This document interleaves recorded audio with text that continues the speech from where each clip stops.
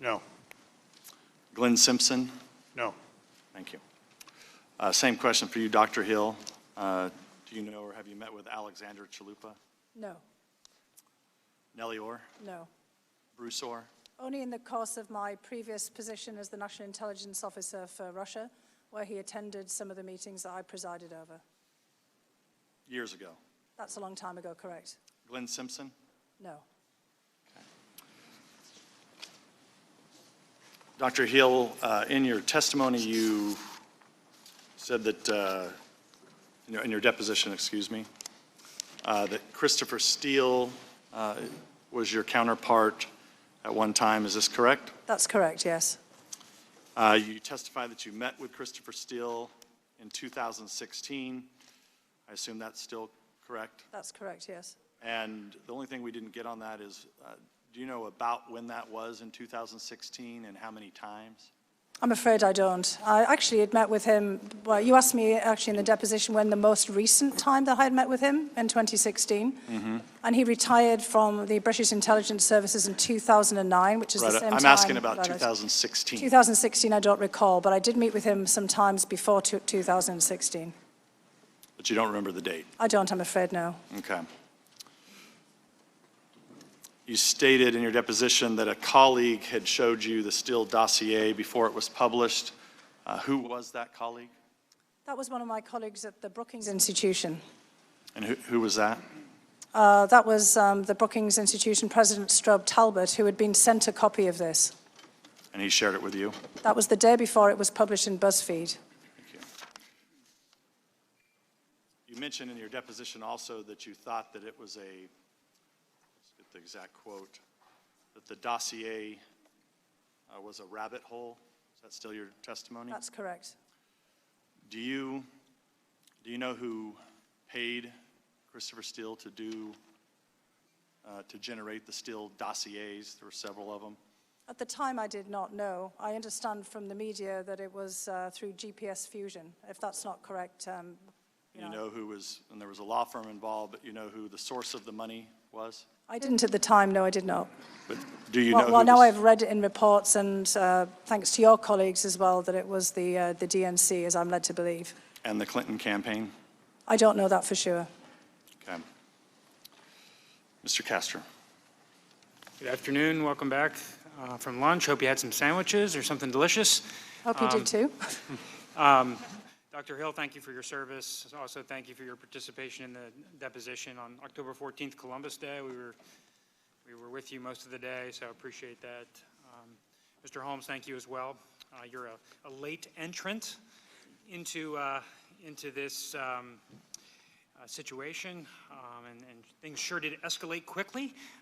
We spoke with you last Friday night about what we thought was going to be a 30-second vignette about a 2-minute phone call, and it turns out you know, with your 40-minute opener today, you have a lot of information to share. So we appreciate you being here. Dr. Hill, your last day at the National Security Council was July 19th. Is that correct? That's correct. Yes. So you were involved with the July 25th call, and you weren't involved with any of the relevant activities related to the pause and the aid? I was not, that's correct. And as of July 19th, did you believe that a call was going to be scheduled for the 25th? I personally did not believe that it was going to be scheduled at that date, no. And what was the thinking at the NSC as of July 19th about such a call? Well, I've learned from other depositions, to be clear here, that perhaps there was some awareness that there might be a call.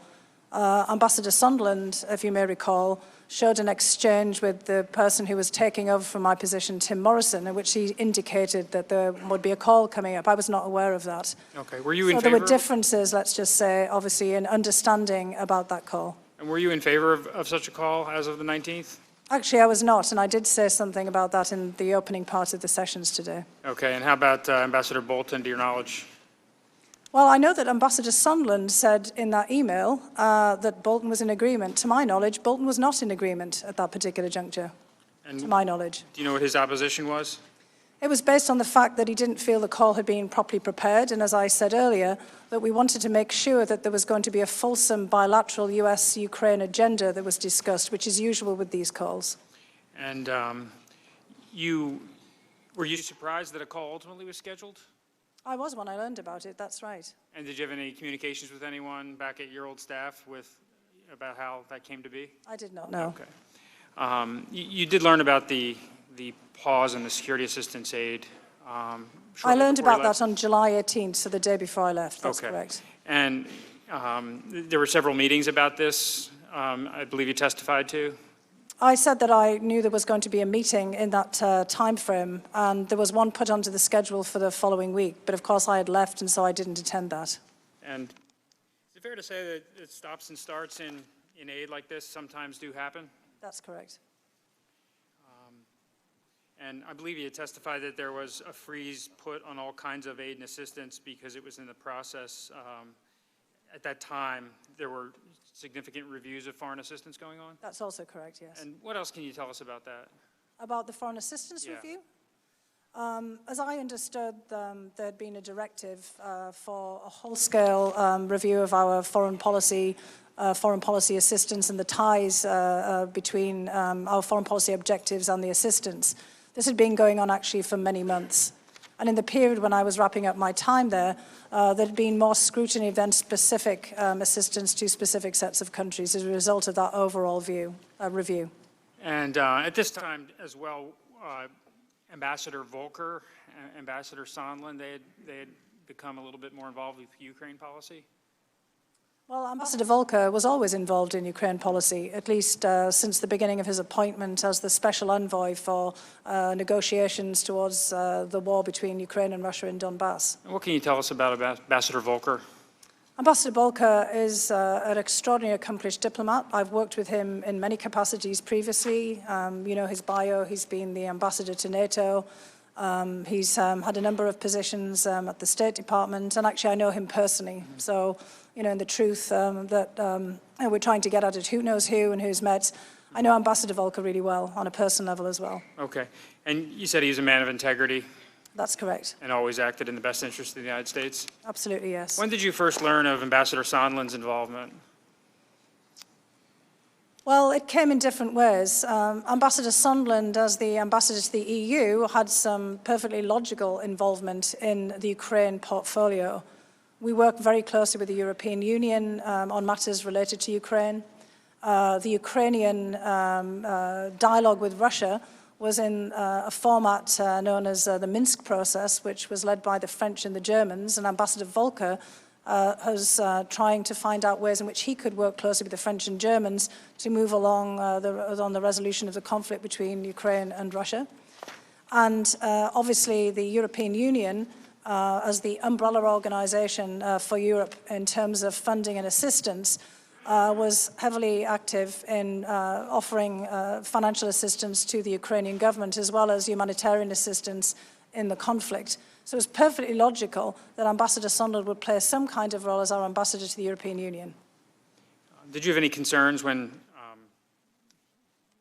he presented himself to you as somebody with a major role? I did at the time in which he presented it to me. This was after Ambassador Yovanovitch had been pushed out of her position. And it was at that juncture that Ambassador Sondland's role seemed to grow larger. And did you express any concerns to him directly? I did express concerns to him directly. What were those concerns? I asked him quite bluntly in a meeting that we had in June of 2019. So this is after the presidential inauguration, when I'd seen that he had started to step up in much more of a proactive role on Ukraine. You know, what was his role here? And he said that he was in charge of Ukraine. And I said, well, who put you in charge, Ambassador Sondland? And he said, the president. Did that surprise you when he told you that? It did surprise me. We'd had no directive.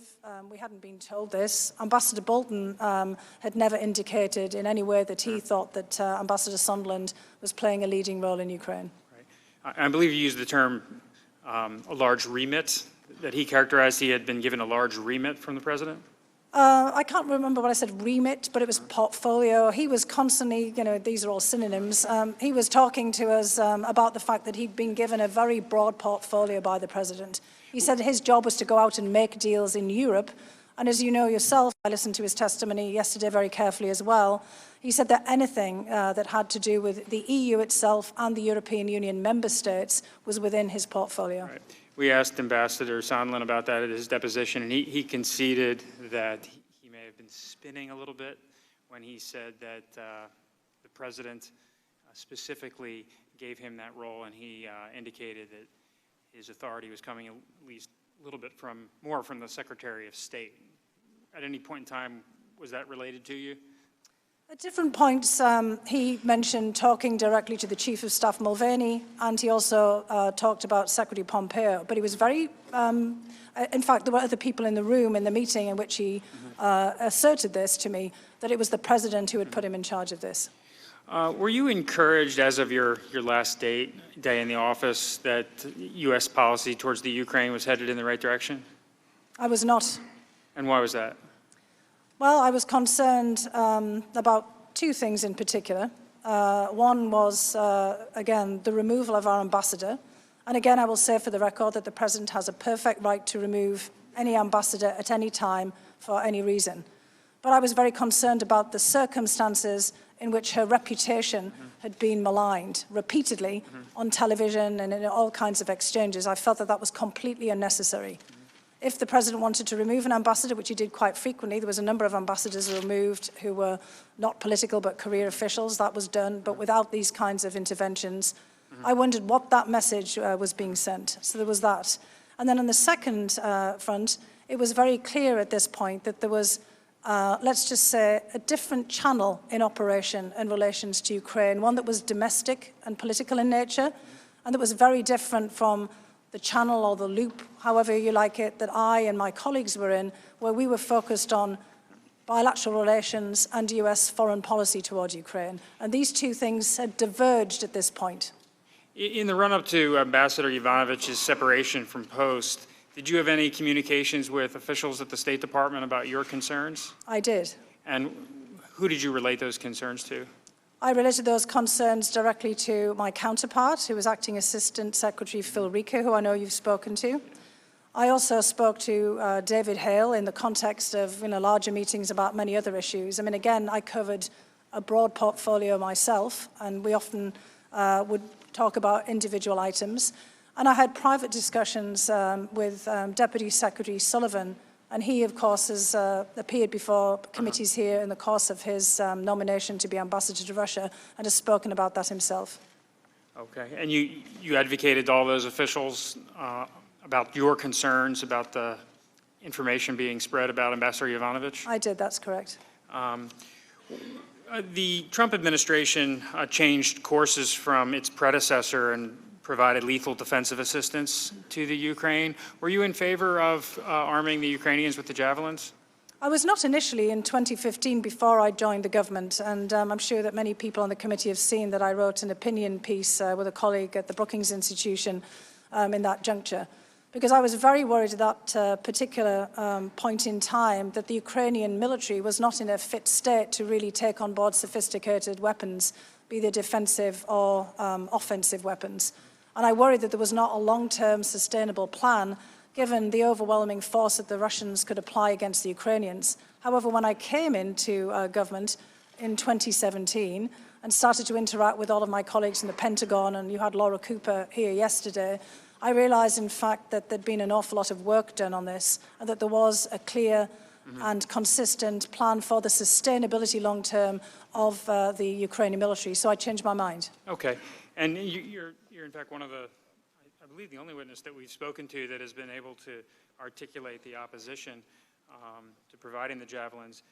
And as we understand it, during the Obama administration, the interagency consensus was, in fact, to provide the javelins, but they were not provided. Were you aware of the decision back then? I was, and I think it was very much made on a political basis about concerns that this would provoke the Russians, depending on how this was presented. And we were very mindful of that also when there were the discussions internally about the lethal defensive weapons inside of the administration. Mr. Holmes, you're on the ground in Kyiv, and the Javelins have now been authorized, provided. What's the view from the field, the U.S. Embassy, as to the effectiveness of the Javelins? They're an important strategic deterrent. They're not actively employed in combat operations right now, but the mere idea that were the Russians to advance substantially using certain kinds of armor, that the Ukrainians would have this capability, deters them from doing so. It also thereby sends a very important symbolic message to the Ukrainian military that they have access to this high-end technology and that we trust them to do it. I would only add also they've offered to buy some using their own funds. The initial tranche was provided through basically a program to do that, but they've now offered to spend their own money to buy more. So I think they think they're important. And Ambassador Taylor has testified, Mr. Kent has testified that this is, in fact, the consensus of the interagency providing the Javelins. Is it the, in your experience working with Ambassador Taylor, was he also very much an advocate for this? Yes.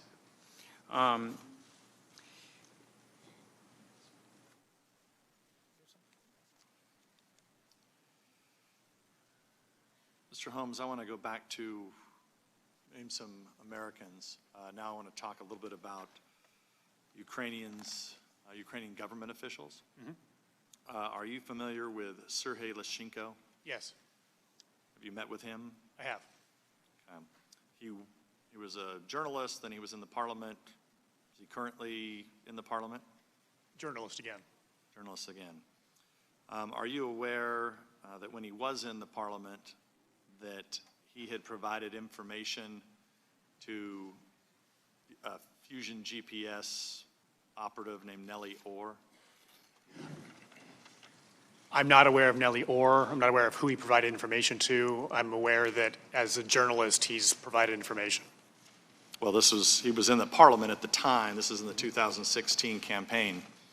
He provided, widely known as the Black Ledger. Have you ever heard of the Black Ledger? I have.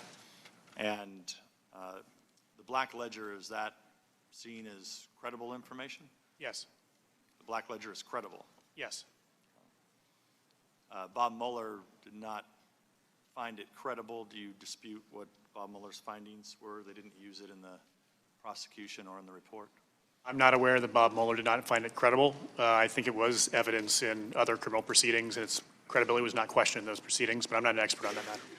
So the motivation for Leshchenko, as was reported to, was to go after a Trump campaign official and undermine Trump's candidacy. Are you aware of that? If you mean by the release of the Black Ledger, I think Leshchenko's motivation was the same motivation he's always expressed, which is to expose corruption in Ukraine. Right, but he's admitted motivation was to partly at least undermine the Trump candidacy that he did not support. He has not said that to me. If he said that to you, I'll take your word for it. And you're aware that you heard Dr. Hill's testimony, but the Steele dossier that contained that initial information that was fed in the FBI, were you aware that the Democrats had paid for that information? So, sir, I never had any involvement directly with I'm not accusing you of involvement. I'm just asking if you, not even if you knew at the time, but you now know today that the Democrats had paid for that information. So I do want to be clear that all that happened before I arrived in Ukraine, so I don't have any firsthand. Not accusing any involvement of you with the Steele dossier. Understood, but I do want to be clear about that. And then in addition, I have read about those issues, but I'm not an expert on them. But you're not disputing that the Democrats and the Clinton campaign were the source of funds that funded the Steele dossier? I wouldn't be in a position to dispute that, sir. Do you think it's appropriate for political parties to run operatives in foreign countries to dig up dirt on their opponents? No. Dr. Hill, do you think it's appropriate for political parties to pay operatives to dig up dirt on their opponents? I do not. Mr. Castor. Turn to the President Zelensky's inauguration. Ambassador Volker testified that he was very pleased with the size of the the delegation, although the Vice President was unable to make the trip, Secretary Perry, Ambassador Volker, Ambassador Sondland, and I understand, Dr. Hill, you were involved with some of the logistics and putting the delegation That's together. What can you tell us about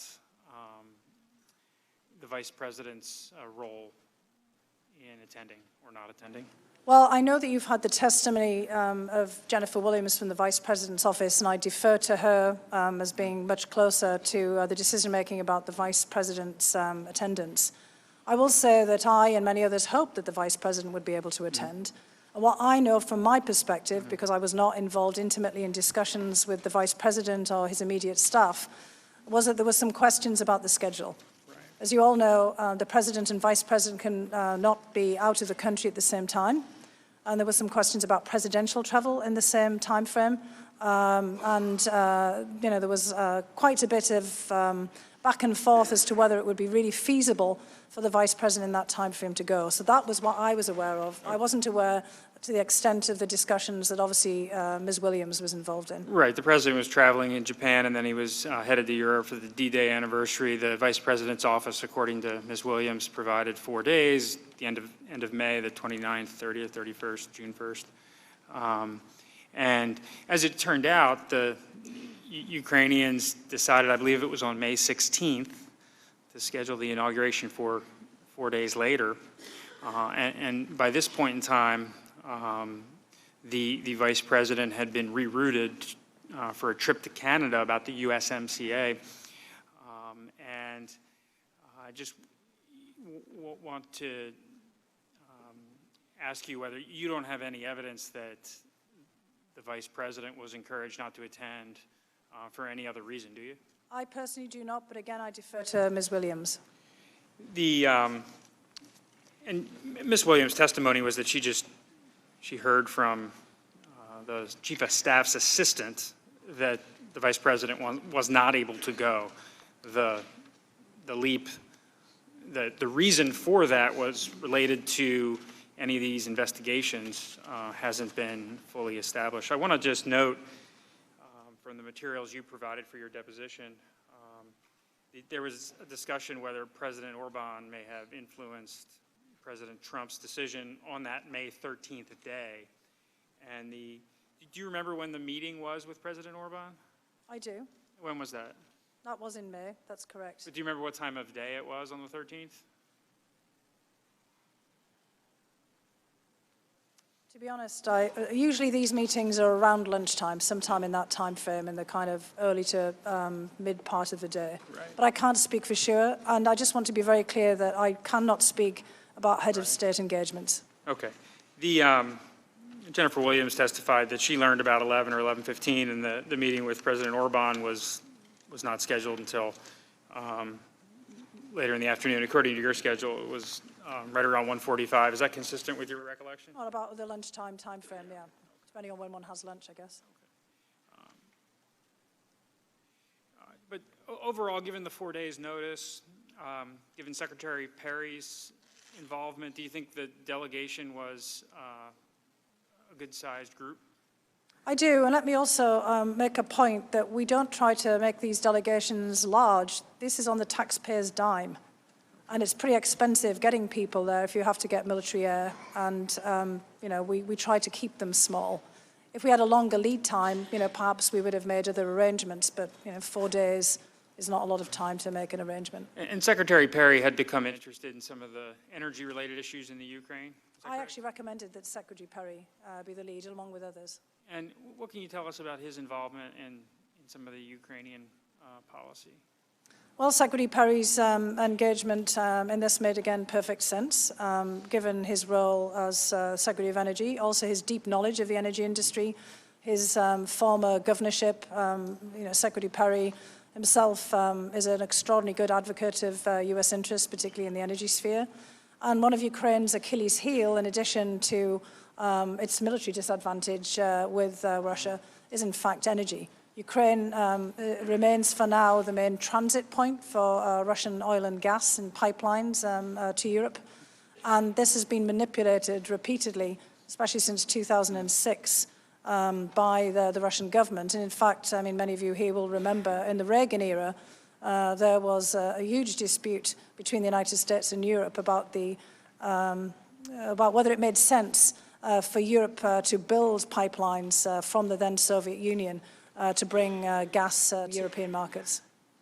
Mr. Holmes, what was your view of the delegation? Do you think it was the right-sized group, right level of prestige to signal to the incoming Zelensky administration that the U.S. stands behind them? I think it was fine in that regard. Okay.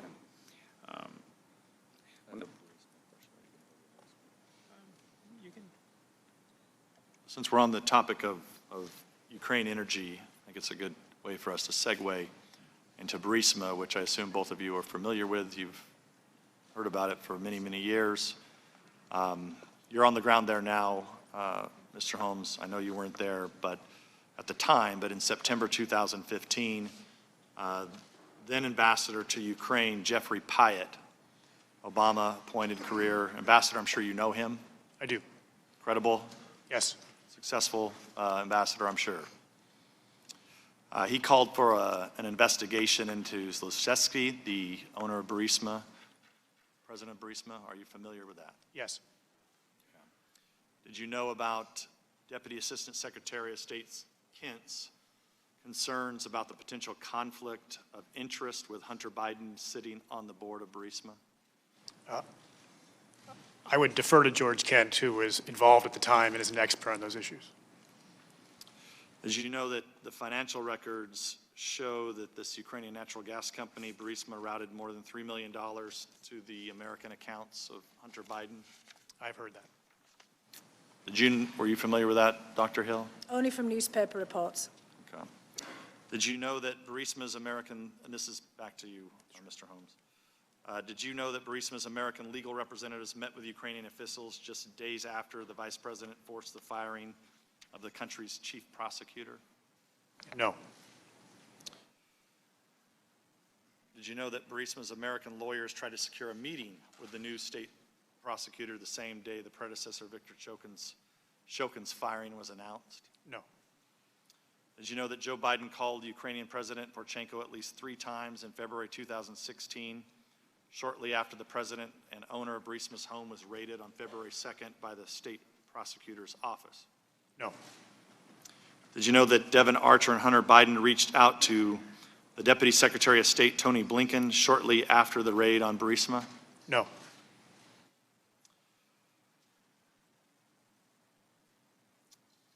So, Dr. Hill, did you know about, I don't want to go through and ask all those questions over again. I also did not know. That's You did correct. not know about I did any not of know, those? no. Okay. So, you obviously know that the president had concerns about Burisma, had concerns about 2016 election meddling by the Ukrainians. When you were in there as the head of the Ukraine desk, did you ever raise any of these? Did you ever the president or raise it up to Ambassador Bolton about any concerns through 2017 and 18 that concerned 2016 election meddling or Burisma concerns? The whole briefing process didn't really work in the way that you're suggesting there. So if the president had asked about any of this information, it would have been provided for him. Just to be very clear, Ukraine was not a top foreign policy priority in this period, in the same way that many other issues that we could talk about, from Syria to Turkey and others, are. So there weren't that frequent briefings on Ukraine. The briefings would take place when there was a scheduled meeting with a Ukrainian head of state. Mm-hmm. And as we know, there haven't been too many of those. So but as far as you know, you did no briefings, no papers, answered no questions as it relates to the 2016 election or Burisma during your time there? No, I did not know. Okay. Thank you. Mr. Castro. And Dr. Hill, you told us during your deposition that indeed that there are perceived conflict of interest troubles when the child of a government official is involved with something that government official has an official policy role in, correct? I think any family member of any member of the US government, Congress or the Senate is open to all kinds of questions about optics and of perhaps undue outside influence if they take part in any kind of activity that could be misconstrued as being related to their parent or other family member's work. So as a matter of course, yes, I do think that's the case. Getting back to Ambassador Sondland, you testified that every now and then he made a habit of name-dropping his interactions with the president. That's correct, yes. And I believe you also told us that there were instances where you would run into him on the campus, and he would say, "Oh, I'm here to see the president," or "I've been in to see the president," and you had an occasion to circle back and found out that wasn't the case. That's correct. And I just want to give you an opportunity. He testified about some sort of coffee he had with you on your last day, and I think when the deposition transcript was released, your counsel indicated that was completely fabricated on Ambassador Sondland's part, and I just want to give you an opportunity to address that. Yes, I mean, unfortunately, this is the federal government. We don't have coffee machines, readily in our office. If you'd come to my office in that time, the best I could have offered you was a cup of water from the water fountain outside of my office. Mm-hmm. So, the coffee that Ambassador Sondland and I shared was actually, we ran into each other, or rather he found out I was going to be there and then asked me to meet him for coffee in Jackson Hole, Wyoming in 2018 in August. So this is a full year before I left. That was a very nice coffee, so perhaps he, conflated those two meetings together. The meeting that he was referring to, he had come in to meet with our director for the European Union. This was in my last week in the office. And as I was in the office at the same time for a brief period before going into another meeting, and it was my last week in the office, we agreed to sit down with the director of the European Union, with actually Colonel Vindman, and the assistant that Ambassador Sondland had brought with him from the State Department. So there were actually 4 of us in that meeting, and unfortunately it wasn't over coffee. And he went on to indicate that you were upset, and you were upset with Actually, Ambassador... there were 5 of us really in the meeting. Obviously, I can't do math, sorry. Fair enough. He indicated you were upset, and you were upset with Ambassador Bolton, and upset with the way things are going, and I believe your counsel said that was an outright fabrication. Well, I think you might recall in my deposition on October 14th that I said that very unfortunately I had a bit of a blow-up with Ambassador Sondland, and I had a couple of testy encounters with him. One of those was in June 18, when I actually said to him, "Who put you in charge of Ukraine?" And I'll admit I was a bit rude, and that's when he told me the president, which shut me up. And this other meeting, it was about 15, 20 minutes, exactly as he depicted it was. I was actually, to be honest, angry with him. And, I hate to say it, but often when women show anger, it's not fully appreciated. It's often, pushed onto emotional issues, perhaps, or deflected onto other people. And what I was angry about was that he wasn't coordinating with us. Now, I actually realized, having listened to his deposition, that he was absolutely right, that he wasn't coordinating with us because we weren't doing the same thing that he was doing. So I was upset with him that he wasn't fully telling us about all of the meetings that he was having. And he said to me, "But I'm briefing the president. I'm briefing Chief of Staff Mulvaney. I'm briefing Secretary Pompeo, and I've talked to Ambassador Bolton. Who else do I have to deal with?" And the point is, we have a robust interagency process that deals with Ukraine. It includes Mr. Holmes. It includes Ambassador Taylor as the chargé in Ukraine. It includes a whole load of other people. But it struck me yesterday when you put up on the screen Ambassador Sondland's emails and who was on these emails, and he said, "These are the people who need to know," that he was absolutely right, because he was being involved in a domestic political errand. And we were being involved in national security foreign policy, and those two things had just diverged. So he was correct, and I had not put my finger on that at the moment, but I was irritated with him and angry with him that he wasn't fully coordinating. And I did say to him, "Ambassador Sondland, Gordon, I think this is all going to blow up," and here we are. And after I left to my next meeting, our director for the European Union talked to him much further for a full half hour or more later, trying to ask him about how we could coordinate better, or how others could coordinate better after I had left the office. And his feeling was that the National Security Council was always trying to block him. What we were trying to do was block us from straying into domestic or personal politics. And that was precisely what I was trying to do. But Ambassador Sondland is not wrong that he had been given a different remit than we had been. And it was at that moment that I started to realize how those things had diverged. And I realized, in fact, that I wasn't really being fair to Ambassador Sondland because he was carrying out what he thought he had been instructed to carry out, and we were doing something that we thought was just as, or perhaps even more important, but it wasn't in the same channel. Yeah, Dr. Hill, if you mind. Sorry. Dr. Hill, I just want to drill down on this a little bit. The President of the United States, Commander-in-Chief, was concerned about the 2016 elections in Burisma. He had his personal attorney working these issues because he was under investigation by Robert Mueller's special counsel, partly beginning with an investigation that started with the Steele dossier that we've already established that the Democrats had paid for and had then fed into the FBI. So at the end of the day, the Commander-in-Chief, concerned about 2016 election meddling by Ukraine, sounds like you had just earlier testified that you weren't aware of that, but if that was the concern of the President, to try to get to the bottom of it, and it's the concern of Ambassador Sondland, who was trying to set up meetings on behalf of, to ensure really that meetings occurred and phone calls occurred to strengthen the relationship. I understand the people at the NSC, people at the State Department had issues with that, but at the end of the day, isn't it the Commander-in-Chief that makes those decisions? My point, Mr. Nunes, is that we at the National Security Council were not told, either by the President directly or through Ambassador Bolton, that we were to be focused on these issues as a matter of US foreign policy toward Ukraine. So when you're talking about Ukraine in 2016, I never personally heard the President say anything specific about 2016 in Ukraine. I've seen him saying plenty of things publicly, but I was not given a directive. In fact, I was given a directive on July 10th by Ambassador Bolton very clearly to stay out of domestic politics. just for sake of the timeline, I think as of July 19th,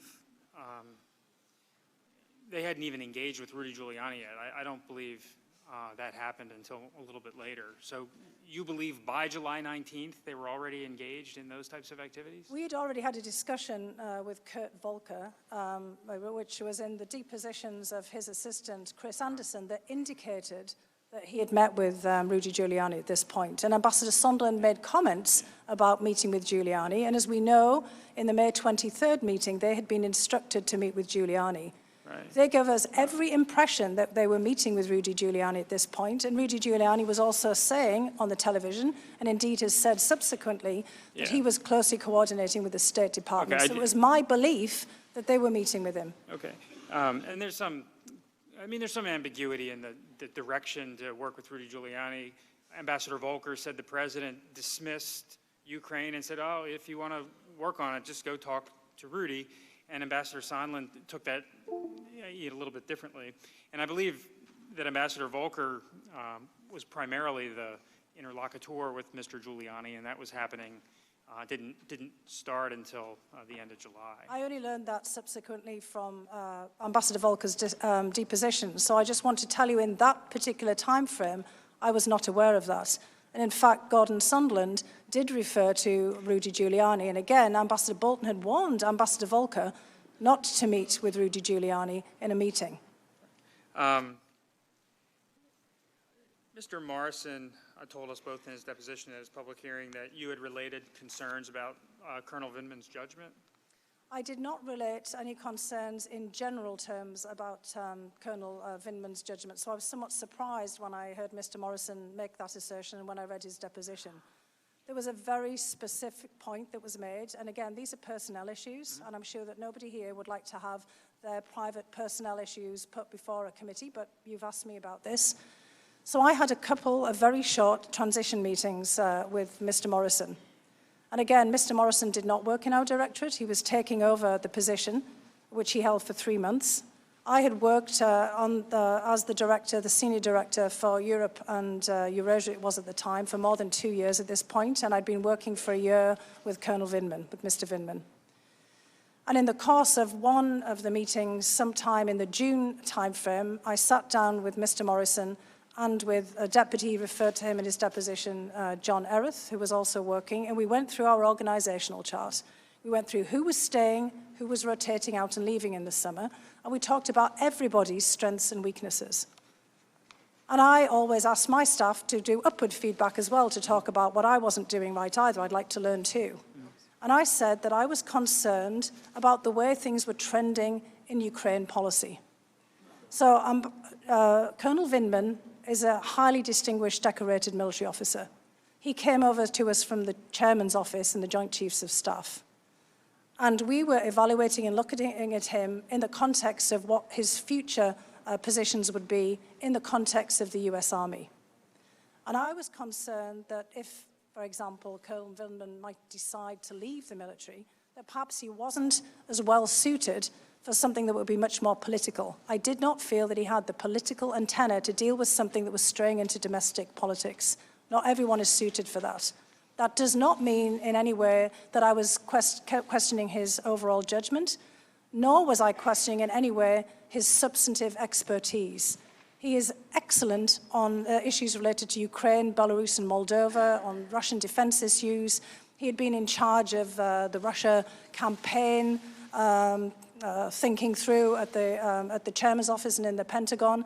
This was a very specific issue because by June, we saw that things were diverging and you needed completely different sensitivity. Some people in my office have worked at the highest levels of advisory positions, and Mr. Morrison had come from Capitol Hill. He knew politics inside out, and we said that Colonel Vindman did not, and we were concerned about how he would manage what was becoming a highly charged and potentially partisan issue, which had not been before. And Colonel Vindman related to us during his deposition that he subsequently was sort of cut out of a lot of the decision-making and involvements with the embassy in Ukraine. Was that something you recommended? Not with the embassy in Ukraine. I mean, we did pull him back from the meeting in May in the Oval Office. And subsequently, we were very concerned about these political aspects to this. And we did not feel, when July 10th, Colonel Vindman was justifiably alarmed when he realized that there was this highly political aspect of the meeting that we were looking for eventually with President Zelensky.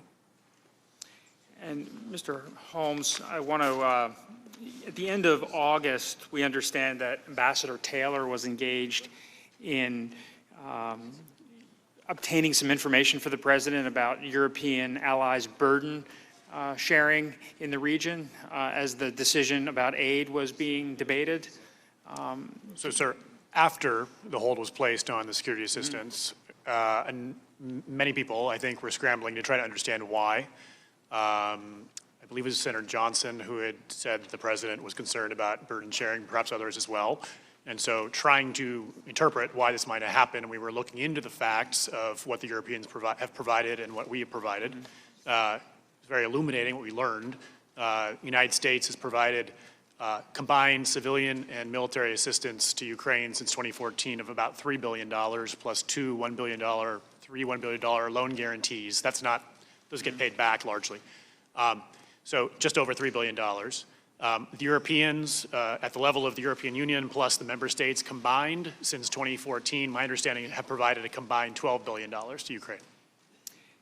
And you were able to communicate that information back at the end of August? I believe so. Yeah, this is done in collaboration with other missions, to the EU, to NATO, and others. Yes. And do you think that was the information the White House was looking for? We don't know. If the concern was that that others weren't spending as much as we were to support Ukraine, then that information showed a different story. Okay. And the aid was subsequently lifted. The pause in the aid was lifted shortly thereafter. It was in early September, mid-September. Yield back. That concludes the 45-minute rounds. We'll now go to member questioning. I'll recognize myself for 5 minutes. First, as a threshold matter, I want to say to the witnesses to be a bit cautious when members represent. Are you aware of this fact? Are you aware of that fact? Do you know that so-and-so testified to this or testified to that?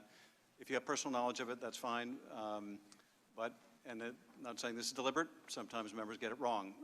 So let me just clear the record on one of the things that was suggested to you, that the Vice President canceled his trip because of a conflict with the trip to Canada. That was not Ms. Williams' testimony. Her testimony was, I asked my colleague why we should stop trip planning and why the Vice President would not be attending, and I was informed that the President had decided the Vice President would not attend the inauguration. So just offer that caution. Dr. Hill, I want to ask you, you may be aware of some of the attacks on Colonel Vindman, suggesting that he has a dual loyalty, that he's not really loyal to America, he's loyal to Ukraine. I wanted to ask you, as a fellow immigrant, what you think of those kind of accusations when they're leveled against Colonel Vindman or other Americans. I think it's very unfortunate. I mean, this is a country of immigrants, with the exception, perhaps of very few people still here. Everyone immigrated to the United States at some point in their family history.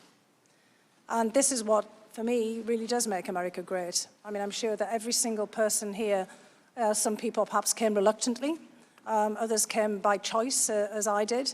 But this is, for me, this is the essence of America. It's why I wanted to be here and why I wanted to stay here. And I think it's unfair to castigate anyone. Everyone has some kind of appellate to them. I'm an Anglo-American, perhaps, then, or I'm a British American, I'm a naturalized citizen. I do not believe that my loyalty is to the United Kingdom. My loyalty is here to the United States. This is my country and the country that I serve. And I know for a fact that every single one of my colleagues, and there were many naturalized citizens in my office and across the National Security Council, felt exactly the same way. I think it's deeply unfair. Thank you. You mentioned something in your testimony, I might not have this exactly right, that I think Ambassador Sondland at one point told you his role was to make deals. Is that right? That's correct. I want to ask you. He told other people that as well, to be clear. I want to ask you about one of those deals, the one that Ambassador Bolton described as a drug deal.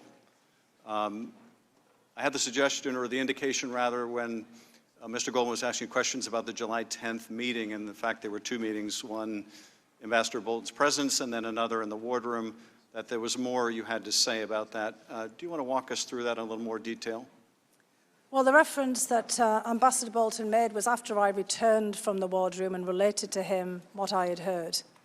Because so there was sequencing of meetings, which I know that there's been some concern about the sequencing here and discrepancies between various depositions.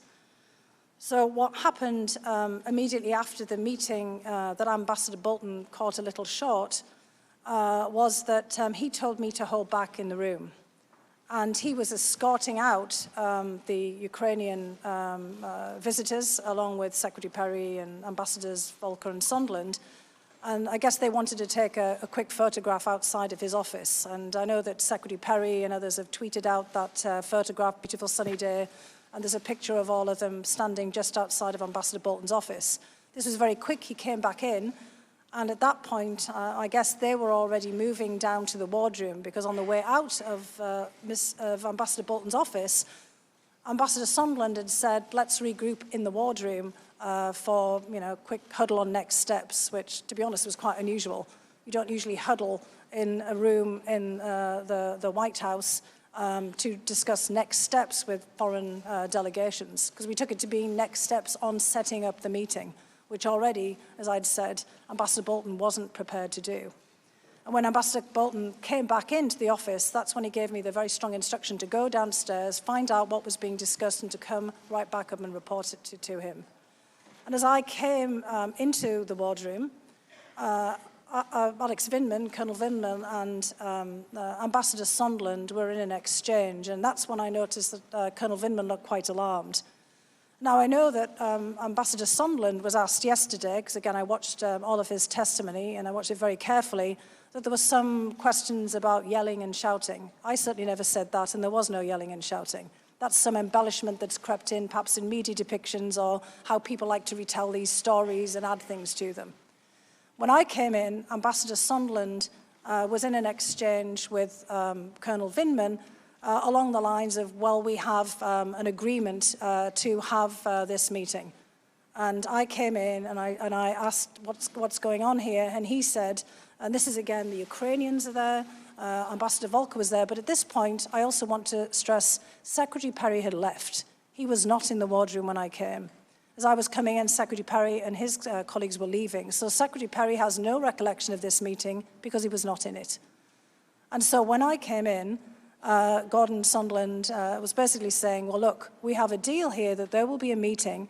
I have a deal here with Chief of Staff Mulvaney. There will be a meeting if the Ukrainians open up or announce these investigations into 2016 in Burisma. And I cut it off immediately there.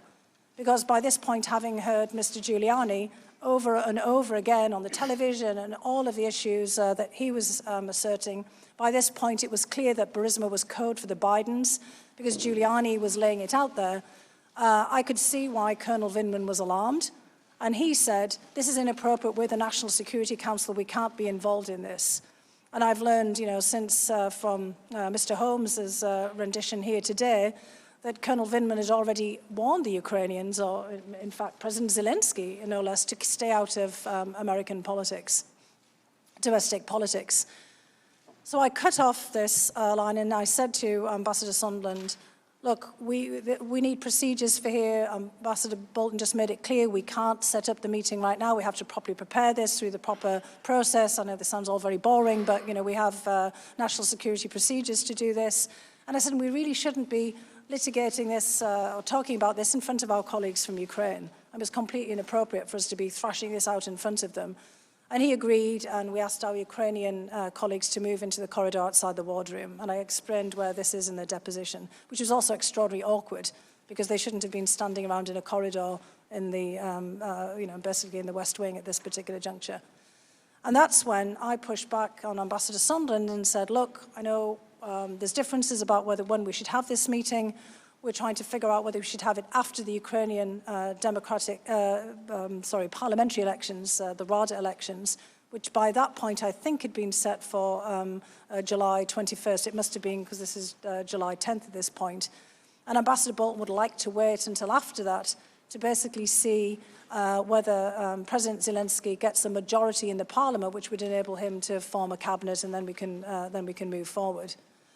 And Ambassador Sondland then said, okay, fair enough. He realized he wasn't going to be able to push this further. Ambassador Volker didn't say anything at this particular juncture. And then he said he had another meeting, and they all left. And I went back up and relayed this to Ambassador Bolton, which is when he gave me the very specific instruction that we've already been through, to go to talk to Mr. Eisenberg, John Eisenberg, in the NSC Council's office. Thank you. Mr. Nunes. I assume we're getting 8 minutes there? Mr. Nunes, I don't cut off a witness in the middle of their answer. You may proceed. Sorry, that was a long answer. Mr. Jordan. Mr. Holmes, why didn't your boss talk about it? What's that, sir? Why didn't your boss bring up the call that you overheard? The reason you're here today. I mean, you're their closing witness, yet their star witness, their first witness, Ambassador Taylor, didn't even bring it up. And when we deposed you, you said this was extremely distinctive experience, one of the most remarkable events of my life. You described it like this. You said, after the call happens, I immediately told Deputy Chief of Mission and others at the embassy about the call. Then you said you went on vacation. You told several friends and family about the call. Then you come back on August 6th, and you tell Ambassador Taylor about the call. And then in your deposition statement, you said in your statement today as well, I repeatedly referred to the call in meetings and conversations where the issue of the president's interest in Ukraine was relevant. I repeatedly referred to the call in meetings and conversations where the issue of the president's interest in Ukraine was relevant. That sounds like government speak for you told everybody. Yet their star witness, their first witness, Ambassador Taylor, when he came here, he related 13 different conversations he had between July 18th when the aid is frozen, September 11th when it's released. 13 different conversations, never once mentioning this call. July 19th, Dr. Hill and Colonel Vindman told Taylor what Sondland told them. July 19th, Sondland told Taylor about the upcoming Trump-Zelensky call. July 20th, Sondland told Taylor what Sondland told Zelensky to tell Trump. July 20th, Dana Look tells Taylor what Zelensky told Dana Look. July 28th, Morrison tells Taylor what happened on the Trump-Zelensky call. August 16th, Volker tells Taylor what Yarmak told Volker. August 21st, Breckbull talks to Taylor. August 22nd, Morrison talks to Taylor. August 29th, Yarmak talks to Taylor. September 1st, Morrison tells Taylor what Sondland told Morrison about what Yarmak told Sondland. September 2nd, Morrison tells Taylor what Daniluk told Morrison. September 7th, Morrison tells Taylor what Sondland told Trump. And September 8th, Sondland tells Taylor what Trump told Sondland. Nowhere is there a Holmes tells Taylor what the President of the United States told Sondland.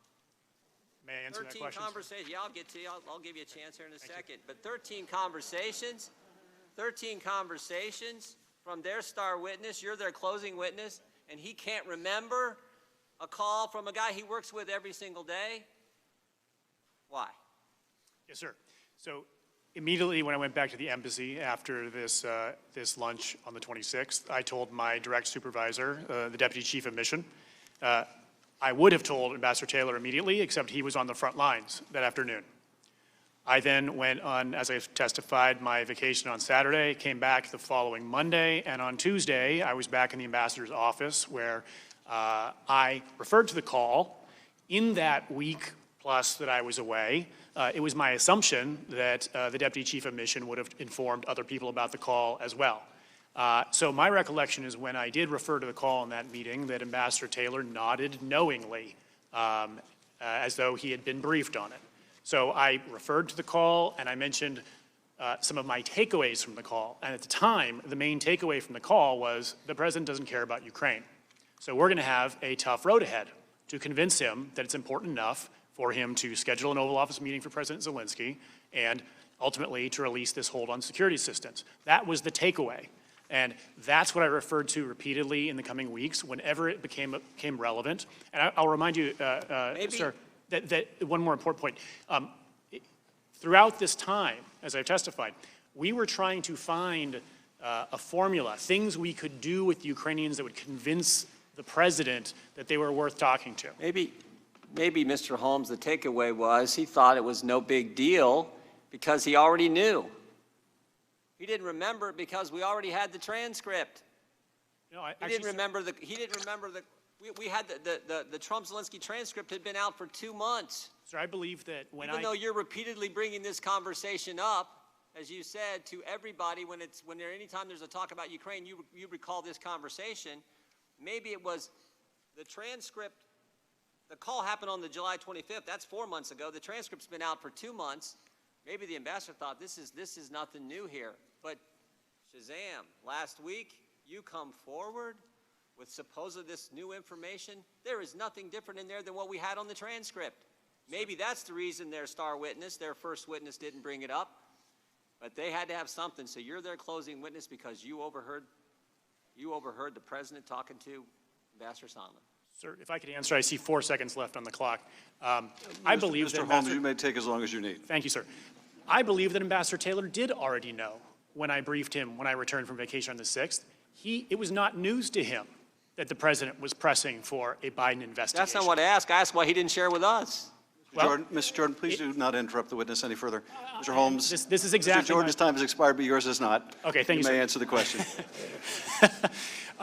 It's exactly my point. I briefed the call in detail to the deputy chief of mission, went away for a week, come back, I refer to the call, and everyone is nodding. Of course that's what's going on. Of course the president is pressing for a Biden investigation before he'll do these things the Ukrainians want. There was nodding agreement. So did I go through every single word in the call? No, because everyone by that point agreed. It was obvious what the president was pressing for. And Ambassador Taylor, as you've just outlined, had all those other interactions with But he all didn't these other share it people. with us. Mr. Jordan, please do not interrupt. But sir, then, sir, my vivid recollection of an event I was involved with was a touchstone experience that to me validated And what, sir, Mr. if I could Jordan, finish, please do what not we interrupt. believed. And Ambassador Taylor was not in that call. And so all of a sudden last week you got to come tell us, right? Mr. Even Jordan, though your we boss will wouldn't. allow the witness to answer the question. I'll finish with this. Thank you. He was involved in a number of other interactions, as you've outlined, that brought him to the same conclusion. It is quite possible that He doesn't share the one that the Mr. guy he Jordan, worked Mr. with. Jordan, He you doesn't may, share that Mr. one. Jordan, you may not like the witness's answer, but we No, will hear it. there wasn't an answer. It's a Mr. filibuster. Jordan, we will hear the witness's answer. Have you concluded, Mr. Holmes? I have, sir. Thank you. Thank you. Mr. Himes. Thank you, Mr. Chairman. Dr. Hill, Mr. Holmes, thank you for your testimony. Dr. Hill, you made a fairly dramatic comment in your opening statement to which the ranking member took some exception.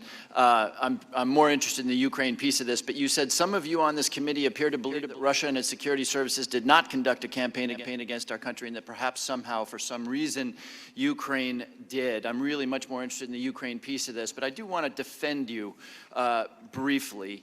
I don't know what my colleagues believe, but I do have a pretty good sense of what the effects are of creating ambiguity, of lacking clarity and conviction around the Russian attack on the election of 2016. In response to your comment, the ranking member offered up a report which varies in material respects from the report that was created by the 17 agencies of the intelligence community. A day does not go by in which ranking member Nunes does not speak of the Russia hoax. And this is an area in which context is pretty important. Dr. Hill, let me read you a comment by another senior official. Why did Democratic National Committee turn down the DHS offer to protect against hacks? It's all a big Dem hoax, all caps. Why did the DNC refuse to turn over its server to the FBI? It's all a big Dem scam. Dr. Hill, do you know who said those things? I don't. That's the President of the United States, Donald J. Trump. So you might be forgiven I might have for your... missed that. Yeah, you didn't miss much. But my point is, and tell me if you agree or disagree, ambiguity, a failure to name and shame the Russians for the attack in 2016, that is not in the service of our national security, is it? It's not, no. It's not. So let's turn to Ukraine. Dr. Hill, have you seen you characterized the idea that Ukraine interfered in the election as a fictional narrative. Have you seen any evidence at all that Ukraine interfered in the 2016 election? Well, I brought with me two exhibits that I was pointed to, in fact, by our colleagues during the deposition that I gave on October 14th. And actually, I'm quite grateful that they pointed me in this direction. I was presented during my deposition with two articles, or at least two pieces of information. One was an op-ed that the Ukrainian ambassador, Charlie, wrote in 2016 in The Hill. So this is during the presidential campaign when President Trump was then the nominee for the Republican Party. And this is Ambassador Charlie, who was then, still the Ukrainian ambassador to the United States, being critical of President Trump, who was then the nominee for the Republican Party, for making comments about Ukraine, Crimea, and Russia. May I interrupt you there? Let me be very specific about what those comments were. The president, when he was a candidate, said, quote, "The people of Crimea, from what I've heard, would rather be with Russia than where they were." So Ambassador Charlie is responding to that in that article, correct? That's correct, and he just uses this as a peg because, to be honest, the whole article is actually about Ukraine. And this is classic standard for anyone who wants to write an op-ed. I've written plenty of them myself. You pick a peg by something that you or somebody else might have said, and then you proceed to say what you want to say. Right, so here this it is. What is. Ambassador Charlie does is he talks about Ukraine's position vis-a-vis Russia and Russian aggression against Ukraine. Yeah, and let me just read, because it's worth people hearing what this severe attack on candidate Trump, who has suggested that the Crimeans would rather be with Russia. Ambassador Charlie writes, "Even if Trump's comments are only speculative and do not really reflect a future foreign policy, they call for appeasement of an aggressor and support the violation of a sovereign country's territorial integrity and another's breach of international law." Dun, dun, dun. That's the attack on candidate Trump. Does that sound like election interference to you? Well, I would say that it's probably not the most advisable thing to do for an ambassador because you never know who's going to win. And I think that the second piece that was presented to me at great length, and I want to thank Mr. Castor for making me go back and read it again, because when you asked me the questions about it, I did remember the piece. Kenneth Vogel is a very well-known and, as you've pointed out, extremely good journalist. And I'd remembered reading this back in the day in January of 2017, but it had been a long time between then and October. And you gave me a copy, and I went back and read it again, because I think it actually is extraordinarily important. It gets to this issue here. Mr. Vogel points out that the Ukrainian government, again, they wouldn't have done very well at the bookies, picking up the issue I pointed out at the beginning of today, they bet on the wrong horse. They bet on Hillary Clinton winning the election. And so, they were trying to curry favor with the Clinton campaign. It's quite evident here. And he relates, to some extent, individuals and some Ukrainian officials, like Mr. Avakov, the Interior Minister, and a number of other people that he names here and that have been named at various points, and talks about how they were trying to collect information, as Ranking Member Nunes said, on Mr. Manafort and on other people as well. However, I do want to point out that the crux of the article here by Mr. Vogel is he said there was little evidence of a top-down effort by Ukraine. And he makes a distinction between the Russian effort that was personally directed by Russian President Putin and involved the country's military and foreign intelligence services. Now, I don't think that those two things are exactly the same. I also mentioned in my deposition of October 14th that, in fact, many officials from many countries, including Ukraine, bet on the wrong horse. They believed that Secretary Clinton, former Senator Clinton, former First Lady Clinton was going to win. And many said some pretty disparaging and hurtful things about President Trump, and I can't blame him for feeling aggrieved about them. And when we were setting up head of state visits, and I remember I have a portfolio of 50-plus countries, plus NATO and the European Union, we thought it prudent to collect as much as possible about comments that people might have said about the president during the campaign when he was either one of the candidates to be the nominee for the Republican Party, or when he was actually the candidate running against Hillary Clinton. And I'm sorry to say that an awful lot, and perhaps I shouldn't name them here because it will have consequences, an awful lot of senior officials in many governments, including our allied governments, said some pretty hurtful things about the president. And I would also personally take offense at some of the things that were said if I were the president. Now, the difference here, however, is that that hasn't had any major impact on his feelings towards those countries. Not that I have seen. But I've also heard the president say, and he said it in public, so I'm not revealing any kind of executive privilege here, that Ukraine tried to take me down. What I have seen is some ill-advised Ukrainian officials, Ambassador Charlie's been removed as being the ambassador from here, made some pretty, unpleasant statements about, or some ill-advised op-eds. But I could list a whole host of ambassadors from allied countries who tweeted out, who had public comments about the president as well, and it did not affect security assistants having meetings with them. If it would, there'd been a lot of people he wouldn't have met with. Thank you, Dr. Hill.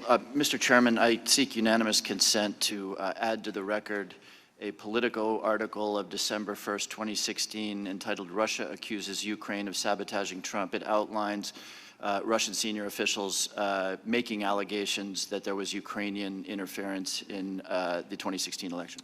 Without objection. Mr. Conaway. Thank you, Mr. Chairman. I yield to Ms. Ratcliffe, 5 minutes. Thank the gentleman for yielding. I want to pick up where my colleague across the aisle, Congressman Himes, left off earlier. Respectfully, Dr. Hill, he was not defending you. He was defending himself and Democrats. I want to make sure the record's very clear. Ranking Member Nunes was correct. He correctly noted in his opening that Republicans, not Democrats on this committee, were the first ones to raise the issue of Russian interference in the 2016 election. The disagreement wasn't about Russian meddling. The disagreement was about whether or not President Trump conspired with Russia, a false allegation peddled by the Democrats generally and specifically by some Democrats on this committee. With that, Mr. Holmes, I want to turn to you and the part of the conversation, your testimony where you said you heard President Trump say, is he going to do the investigation? And Ambassador Sondland said he's going to do it. He'll do anything you ask him to. Is that right? Yes, sir. What did President Trump say next? He said, good, what about Sweden? He said what? Sir, sorry, I need to look at back where we are in the middle of the conversation here. Where are we from the testimony?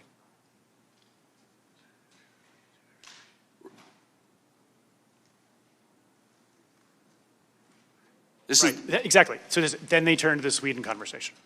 what did President Trump say next? He said, good, what about Sweden? Good, what about Sweden? Good, what about Sweden? Why isn't that in your statement? Sir, it's not a word for word, every single word in the conversation. But it's the most important part of the conversation. Well, then they turned to Sweden. They turned to the other topic.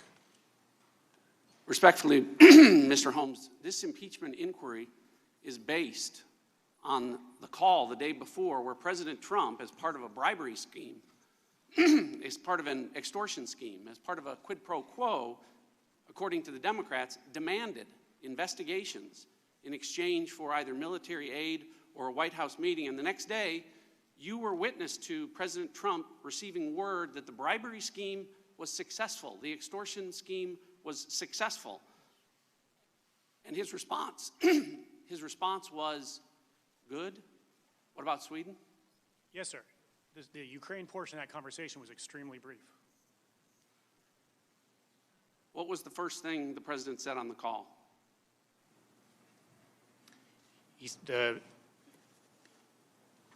This was they clear, you discussed- had a clear recollection of Yes, this sir. conversation. Yes, sir. Mr. Radcliffe, please allow Mr. Holmes to answer. Yes, sir. Sondland greeted the president. How? He said, he said, hello, Mr. President, I'm in Ukraine, I'm in Kyiv. And the president said, are you in Ukraine? You think he said, I think you're in Ukraine? He said what? He said, are you in Kyiv, Ukraine? What did you hear President Trump say about ASAP Rocky? I did not hear President Trump's side of the conversation about ASAP Rocky. You said, how did we go from, the conversation was very loud and his voice was recognizable to, as you say here, when the conversation shifted, I could only hear Ambassador Sondland's side of the conversation. Yes, sir, as I've testified.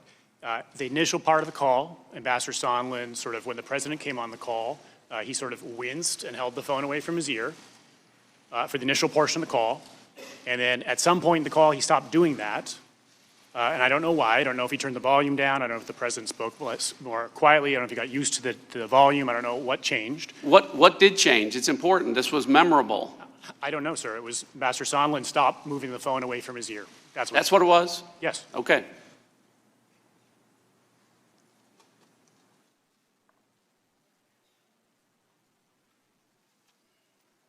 How did the conversation end? I only heard Ambassador Sondland's side of the conversation, sir. And at the end of the conversation, he was giving the president advice on how to deal with this ASAP Rocky situation. And he said, you know, they should have released him on your word, and you can tell the Kardashians you tried. Okay. So to be clear, when President Trump received word that President Zelensky had agreed to the investigations, he said, good. What about Sweden? Yes. Okay. When exactly did Gordon Sondland ask President Zelensky about the investigations? I'm sorry, sir. When did he ask about the investigations? When did Gordon Sondland ask Zelensky about the investigations? Yeah. You're asking in which meeting did he raise the investigations? Well, it was raised the day before on a call, and the next Yes. day, Gordon Sondland said the answer to that was Yes, sir. he's going to do the investigation. So when did he ask about the investigations? My assumption is he did it in the closed-door meeting with Yermak. Well, I don't want to... Time of the gentleman has I expired. appreciate that, but I want to make sure the record's clear that yesterday Ambassador Sondland Time of the testified that gentleman- the topic of conversations did Time not of the come gentleman- up on that day. I yield Time of back. the gentleman has expired. Ms. Sewell, you're recognized. Thank you, Mr. Chairman. I'd like to thank both of our witnesses for being here today. I'd like to turn our discussion to the campaign to remove career diplomat Ambassador Yovanovitch. Both of you, in your various capacities, had to work with her, and both of you witnessed what I would call a smear campaign. I wanted to know your thoughts, Dr. Hill. What was your view of Ambassador Yovanovitch's experience and quality of her work in the Ukraine, and do you consider it to be a smear campaign? I have the highest regard for Ambassador Yovanovitch, both in terms of her integrity and the high standards of work that she was carrying out as ambassador in Ukraine and across her whole career. I do believe that there was a smear campaign, and I just want to say, again, for the record, that I think it was unnecessary. If there was a decision to have a political ambassador put in place in Ukraine, that would be perfectly acceptable. It's exactly the right of the president to be able to do that. I just did not see why it was necessary to malign Ambassador Yovanovitch to such an extent.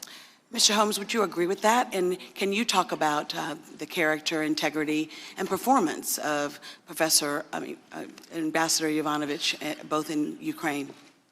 Yes, ma'am. She was extremely professional, respected in Ukraine by Ukrainians, I think also by visiting American senior officials, including members of this committee and of Congress who came to visit. She is extremely dedicated, hardworking. Did you see it as a smear campaign as well? I did, yes. And what was the effect that it had on the morale of other professionals that you worked with in the Ukraine? It was a very confusing time. As I've said before, President has the right to remove an ambassador for any or no reason at all. It was not clear to us why this was happening or why people weren't standing up for her. I'd like to now turn, Dr. Hill, to your boss. Your boss was Ambassador Bolton, right? That's correct, yes. Did your boss, Ambassador Bolton, tell you that Giuliani was, quote, a hand grenade? He did, yes. What do you think he meant by his characterization of Giuliani as a hand grenade? What he meant by this was pretty clear to me in the context of all of the statements that Mr. Giuliani was making publicly, that the investigations that he was promoting, that the storyline he was promoting, the narrative he was promoting was going to backfire. I think it has backfired. Was that narrative also inclusive of falsehoods about Ambassador Yovanovitch? At the particular juncture that Ambassador Bolton made that comment, absolutely, because that was in the context of my discussions with him about what was happening to Ambassador Yovanovitch. I was particularly struck by your testimony, Dr. Hill, about receiving hateful calls and being accused of being a Soros mole in the White House. Are you a never-Trumper, or have you been true to your profession and remain nonpartisan? I honestly don't know what the definition of a never-Trumper is, as I think many of my colleagues are feeling the same way, that it's a puzzling term to be applied to career or non-partisan officials. And I chose to come into the administration. I could easily have said no when I was approached by the people who invited me. Yes, but you didn't sign up to have hateful calls and the like. I guess, unfortunately, where we are today in America, that's coming with the territory. They're continuing, honestly. I mean, we're constantly having to block Twitter posts of my name and address, and on the internet. We've been doing this over the last couple of days. I think that and as I said in my deposition, this could happen to any single person in this room, be it members of the press, be it members of Congress, and be it the staff. And I think we have to find ways of combating this. And again, this gets back, sadly, to things that our adversaries can also exploit. Exactly. I think you would agree with me that this shouldn't become the new normal. Would you agree? It should not. I also think that this kind of behavior, instead of keeping you down, would make you undeterred. Are you more determined to continue to do your work and to do it professionally? I am, and I think that all my colleagues are as well, because just as you said, we can't let this stand, and I don't think anyone here wants to let this stand. I actually don't believe that this is a partisan issue. I don't think anybody wants to come under personal attack. Yeah, I unfortunately think that this has become the new norm, and we're being led by the very top of the food chain, which is our president, which is unfortunate. I'm especially disheartened by his treatment of women, and I think that the fact of the matter is that there's a long line of strong, talented women who have been smeared and victimized by this president, and we can either choose to ignore it or do something about it. And frankly, I think that whether you voted for him or whether you supported him or not, that doing so is wrong. You could simply just remove someone. You don't have to smear them. Thank you, and I yield back my time. Mr. Turner. Right, I just want to echo that sentiment and certainly lament the attacks that have been levied against our colleague Lee Stefanik on this panel, which have been vile and hateful. For those of you keeping score at home, the effort to accuse our president of coercion, extortion, or bribery with these witnesses as we now come to the closing session of this basically break down as follows. we have Kent and Ambassador Taylor, who spoke of hearsay. Their hearsay of these matters that they said that they had heard were all statements that they'd heard from others who have also testified in front of us. So there's no one that's missing. There's no one out there. Kent and Taylor basically said that they'd heard it from Morrison and Sondland. Morrison indicated he'd heard it from Sondland. Sondland testified yesterday he'd heard it from no one on the planet. Vindeman and Morrison both have direct testimony of the phone call with the President of the United States. Beyond that, they only had contact with Sondland, and again, Sondland indicated he had contact with no one on the planet.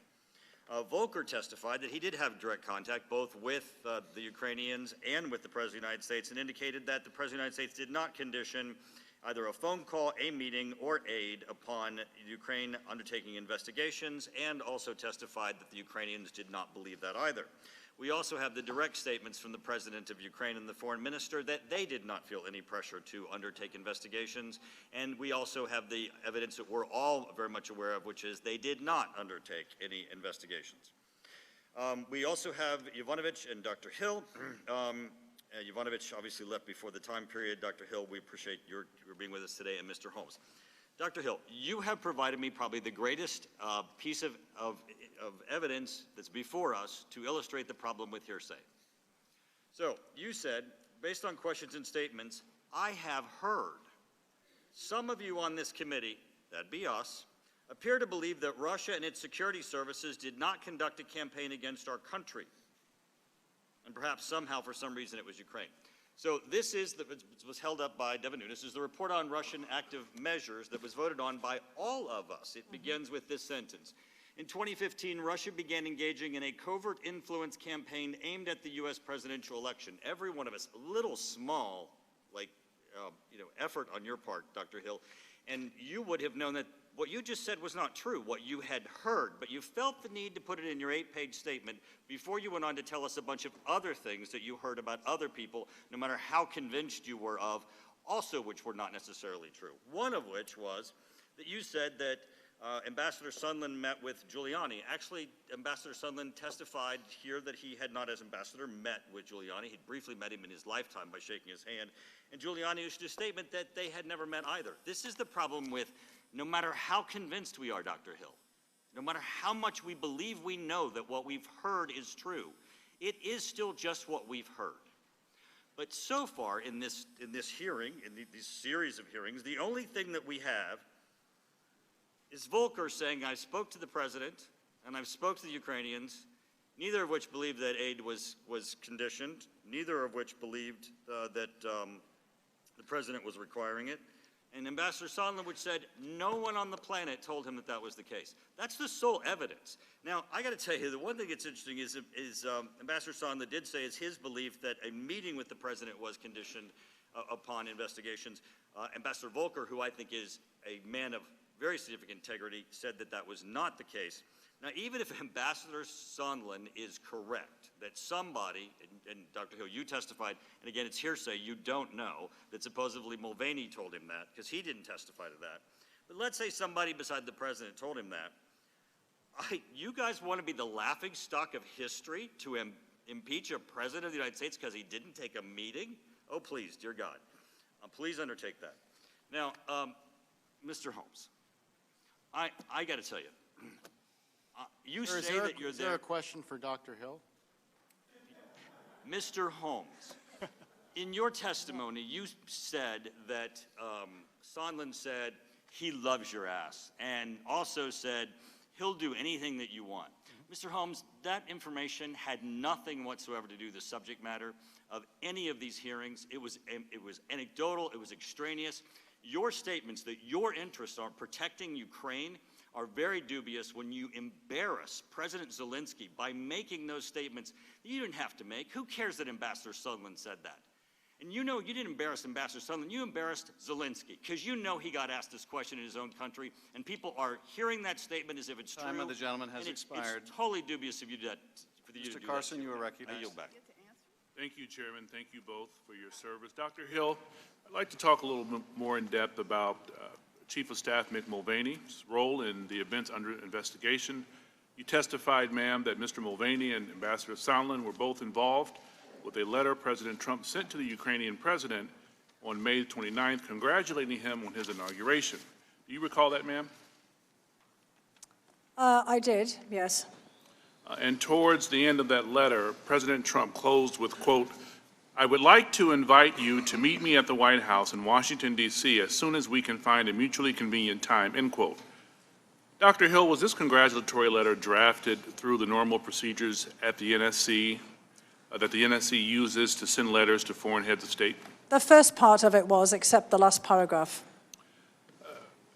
You also testified that Ambassador Sondland told you that he had dictated that line to the president, and that Mr. Mulvaney, he told Mr. Mulvaney to add that to the letter. Is that correct, ma'am? That's correct. You said that you were nervous about that. Why were you nervous, Dr. Hill?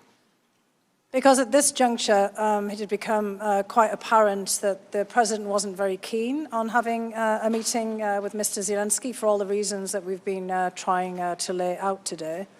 And we were, once one puts in a letter like that, you raise the expectation of an invitation coming shortly. Dr. Hill, you also testified, ma'am, that Ambassador Sondland was frequently meeting with Mr. Mulvaney. Mr. Giuliani's campaign of lies ultimately led to Ambassador Yovanovitch being recalled from her post in April 2019. You've also testified, ma'am, that her removal was pretty dispiriting and a turning point for you. Can you explain to us why, ma'am? Well, again, as we've all made clear, Ambassador Yovanovitch, and you saw for yourselves in her deposition, is a person of great integrity. She's one of our finest foreign service officers, career foreign service officers. And if there'd been a decision to remove her, to replace her with a political appointee, again, that is perfectly within the rights of the president. Sometimes it's highly advisable, in fact, to emphasize to a country just exactly how close the relationship is likely to be, to have an appointee who is close to the president if it's an important relationship. But what was dispiriting was all of the accusations that were being fired at Ambassador Yovanovitch, leading her to be tweeted, including by members of the president's family. We all firmly believe that Mr. Giuliani and others, including the people who were recently indicted, the Ukrainian-American gentleman, had for some reason decided that Ambassador Yovanovitch was some kind of personal problem for them, and that they had then decided to engage in just the kinds of things we've been discussing about, and frankly, she was an easy target as a woman. And I'm very sorry to hear about what's happened to Congressman Stefanik. And I think that this just illustrates the point and the problem that we're dealing with here today. Certainly. I was also struck by your testimony that you were also the target of false accusations during your time in the Trump administration. You testified, ma'am, about receiving hateful calls and being accused of being, quote, a mole in the White House. You testified about death threats and calls at your home. Is that right? That's correct. That was in 2017. Well, I'm sorry you've had to go through all of this, ma'am. You don't strike me as a woman who is easily deterred. You're not easily deterred, are you, Dr. Hill? I'm not, no. Thank you both for your service. I yield back, Chairman. Thank you, sir. I thank the gentleman for yielding. Just another fact check, and again, my caution to both of you that representations about what prior witnesses said or what you have even said may not be consistent with the facts. This was from Ambassador Sondland's opening statement. After the Zelensky meeting, I also met with Zelensky's senior aide, Andrei Yermak. I don't recall the specifics of our conversation, but I believe the issue of investigations was probably a part of that agenda or meeting. Now recognize Dr. Wenstrup. Thank you, Mr. Chairman, and thank you both for being here. You know, in 1998, I voluntarily joined the United States Army Reserve because I saw our country under attack time and time again. Bill Clinton was the president. I didn't vote for Bill Clinton, but he was my commander-in-chief. It didn't matter that I didn't vote for him. I'm grateful to live in a country that gets to legitimately elect our leaders. And I've been to places where people don't get to, and it's not pretty. And I respect our system, and I accept the results that are determined by the American people. I deployed to Iraq 2005-2006 as an Army surgeon with soldiers from many backgrounds. The most important thing was we were all Americans. That was first and foremost.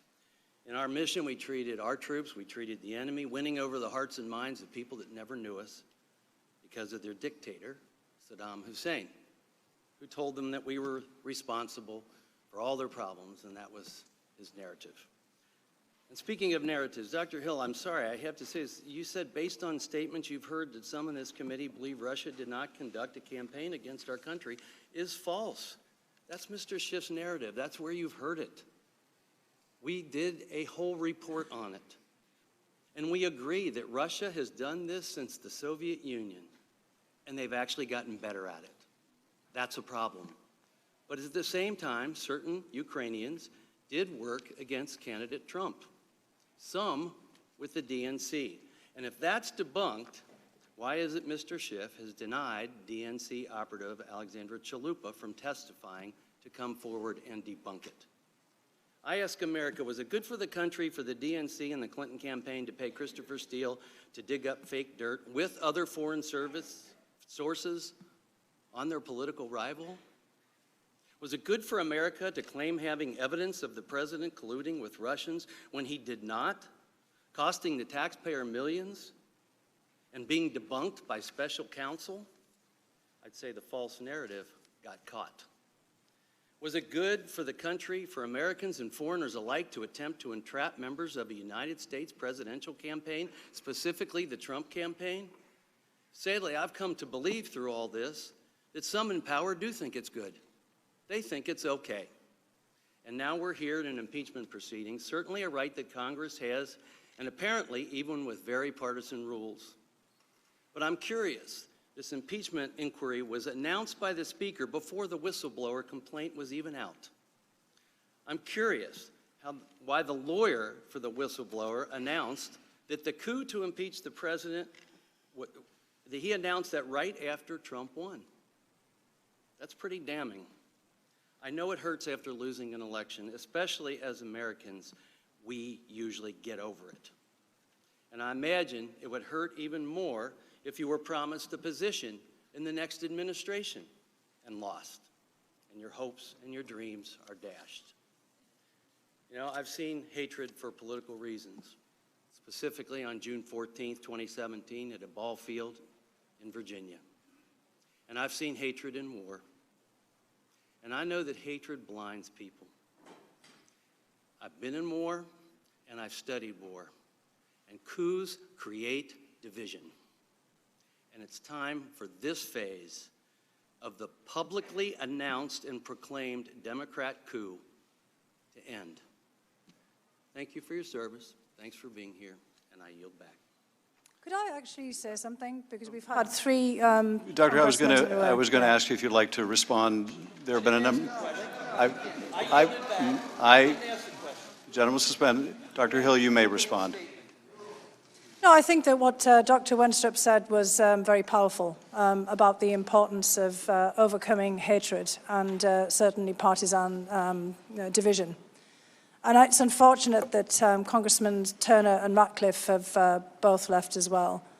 Because I think all of us who came here under a legal obligation also felt we had a moral obligation to do so. We came as fact witnesses. When I was referring to questions that I'd heard, it was in the context of the deposition that I gave on October 14th. Because I was very worried about the turn in which some of the questions were taking. And I understand that the point is being made about individuals, as you've just said, Dr. Wenstrup, and that these articles lay out taking different positions in our elections. I don't believe that there should be any interference of any kind in our election. I think it was unfair for people to already call the election and to make attacks also on candidate Trump and on President Trump. And I know that this has put a huge cloud over this presidency and also over our whole democratic system. That's actually why, as a non-partisan person and as an expert on Russia and an expert on Vladimir Putin and on the Russian security services, I wanted to come in to serve the country to try to see if I could help. I heard President Trump say that he wanted to improve the relations with Russia. I believe we have to. We can't be in this unending confrontation with Russia. We have to find a way to stabilize that relationship and to professionalize that relationship, as well as to stop them from doing what they did in 2016 again in 2020. This is really the crux of the issue that I and others are trying to put across, and I think that you've put across very eloquently. The other matters related to this inquiry, we're here just to provide what we know and what we've heard. I understand that for many members this may be hearsay. I've talked about things I heard with my own ears. I understand that Ambassador Sondland has said a lot of things. I've told you what he told me and what others told me. A lot of other people have said things to me again as well, and also to Mr. Holmes, and we're here to relate to you what we heard, what we saw, and what we did, and to be of some help to all of you in really making a very momentous decision here. We are not the people who make that decision. And I do, again, want to underscore what you said here, Dr. Winstrup. It was very eloquent and very moving about your service and trying to bring us all together again as Americans. We need to be together again in 2020 so the American people can make a choice about the future and about make their vote in a presidential election without any fear that this is being interfered in from any quarter whatsoever. So I just want to thank you for making what I think was also a very elegant and eloquent and heartfelt defense. Thank you, Dr. Hill. Ms. Spear. Mr. Chairman, thank you. And Dr. Hill, Mr. Holmes, thank you both for being fact witnesses. We are here as fact finders, and we appreciate very much your presentations. Dr. Hill, I want to verify this story. I understand that when you were 11 years old, there was a schoolboy who set your pigtails on fire, and you were taking a test. You turned around and with your hands snuffed out the fire and then proceeded to finish your test. Is that a true story? It is a true story. I was a bit surprised to see that pop up today. It's one of the stories I occasionally tell because it had some very unfortunate consequences. Afterwards, my mother gave me a bowl haircut. So for the school photograph later in that week, I look like Richard III, or as if I'm going to be in a permanent... Well, I think it underscores the fact that you speak truth, that you are steely, and I truly respect that. Let me move to your testimony in your deposition. You had indicated you were deeply troubled by Ambassador Yovanovitch's the attacks on her, and you underscored again today that all ambassadors serve at the pleasure of the president, and certainly in the case of Ambassador Yovanovitch, he could have just asked her to come home. But that didn't happen. In fact, there was a systematic character assassination that went on, and went on from 2018, if I'm not mistaken.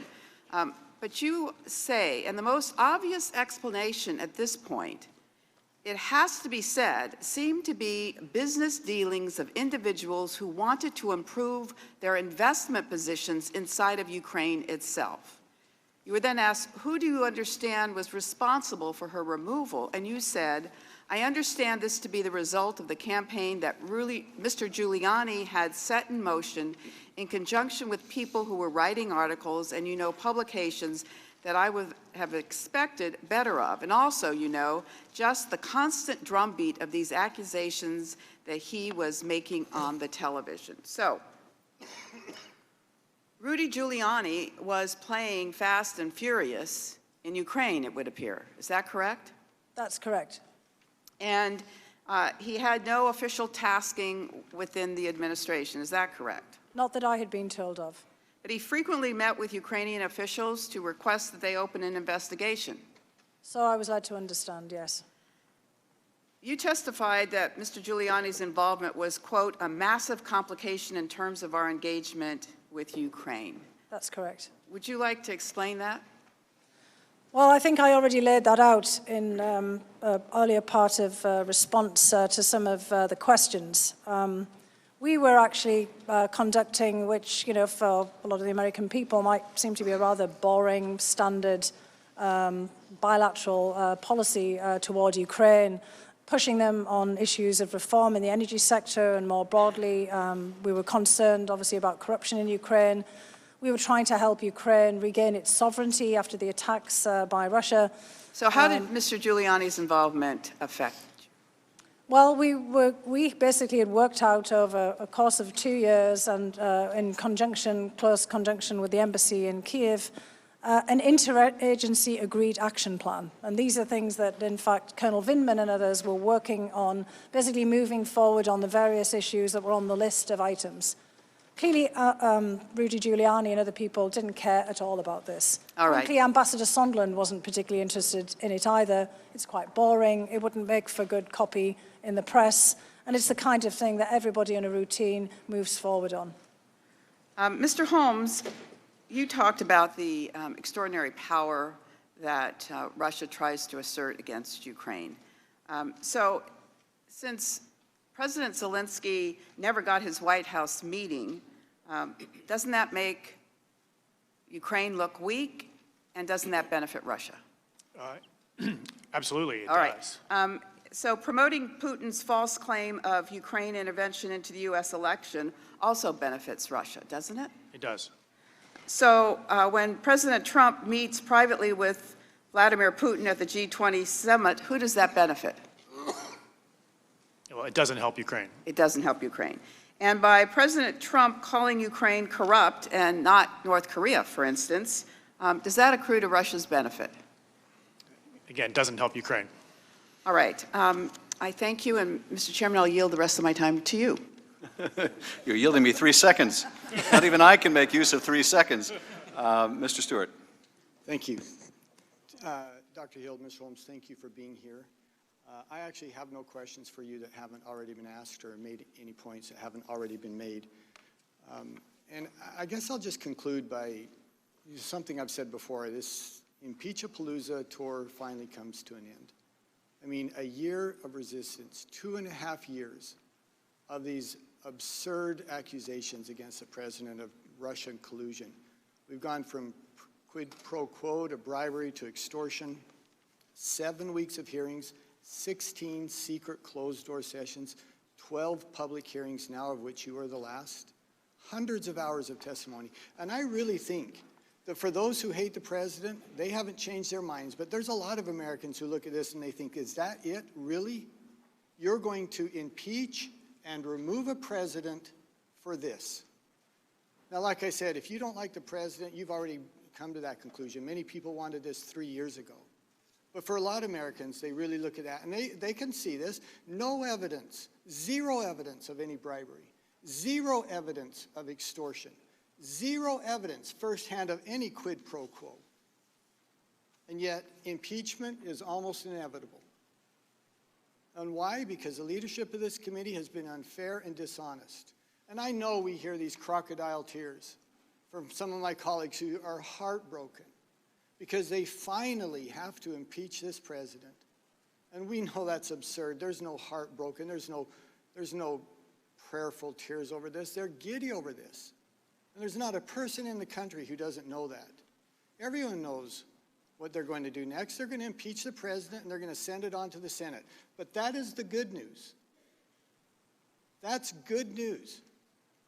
You know, we've all been to a concert. You got the warm-up band, and then you got the main act. And what we've seen here is the warm-up band. This is kind of like the Sioux City Crooners. This is a band that no one's ever heard of. But the warm-up band is over, and now we're going to go on to the main event, and that's in the U.S. Senate. And in the U.S. Senate, there won't be any secret testimony. There's not going to be dishonest leadership or a chairman who refuses to let us ask appropriate questions or to deny a defense. Where in the world, where in the country do you have a trial where the prosecution presents their case and the defense isn't able to? So we'll finally be able to get to the truth. So I'm talking now to my colleagues in the Senate. These are some of the witnesses that you need to call, and these are some of the questions that you need to ask. First, you have to hear from the whistleblower. Now, they can choose to do that in closed session if they want to. I leave that up to them. But you can't initiate an impeachment of the President of the United States and not have to answer some questions. Who did he get his information from? Did he have the classification and the clearances to get that information? What's his relationship with Vice President Biden? Who has he shared that information with, including some members of the committee here? I think our own chairman needs to be called. What interactions did he or his staff have with the whistleblower? Did they help to coordinate or in any way facilitate the complaint? Did they coordinate and facilitate him counsel? What about Hunter Biden? How did he get his job? What did he do to earn his salary? And here's the key to this. Look, if he goes there and makes money, knock yourself out. I don't care. But I want to know, did he have officials or conversations with government officials, and was government policy changed at a particularly high level because of some of those? Devin Archer, former board member from Burisma. Alexandria Chalupa, former DNC official who admitted she provided anti-Trump information to the DNC and to Hillary Clinton. Nellie Orr from Fusion GPS, who helped to create the ridiculous Steele dossier. I'd like to remind us what I said yesterday. The American people expect a lot in politics. They understand the tussle, the fight, the debate, but they also expect basic fairness. And these proceedings have been anything but fair. The Senate has an opportunity to fix that. I am confident they will, and I look forward to them completing the job that we could have done here. And with that, I will yield back. Mr. Quigley. Thank you, Mr. Chairman. Thank you both for being here. Dr. Hill, when we last left July 10th, I believe Ambassador Bolton said to you, you go and tell Dr. Eisenberg that I am not part of whatever drug deals Sondland and Mulvaney are cooking up on this, and you go tell him what you heard and what I've said. That's correct, is that right? That's correct, sir, yes. And John Eisenberg, he's the chief lawyer for the National Security Council, correct? He is, yes. And you went to see him. I did go to see him. And correct. what did you say to him that day? I basically gave him the same summary that I've given to you on the 10th of July. Of what took place? Of what took place, correct. Including some of the details that I shared with you as well, the sequencing and what transpired as I was walking in. Now, did you have one or two meetings with him about that?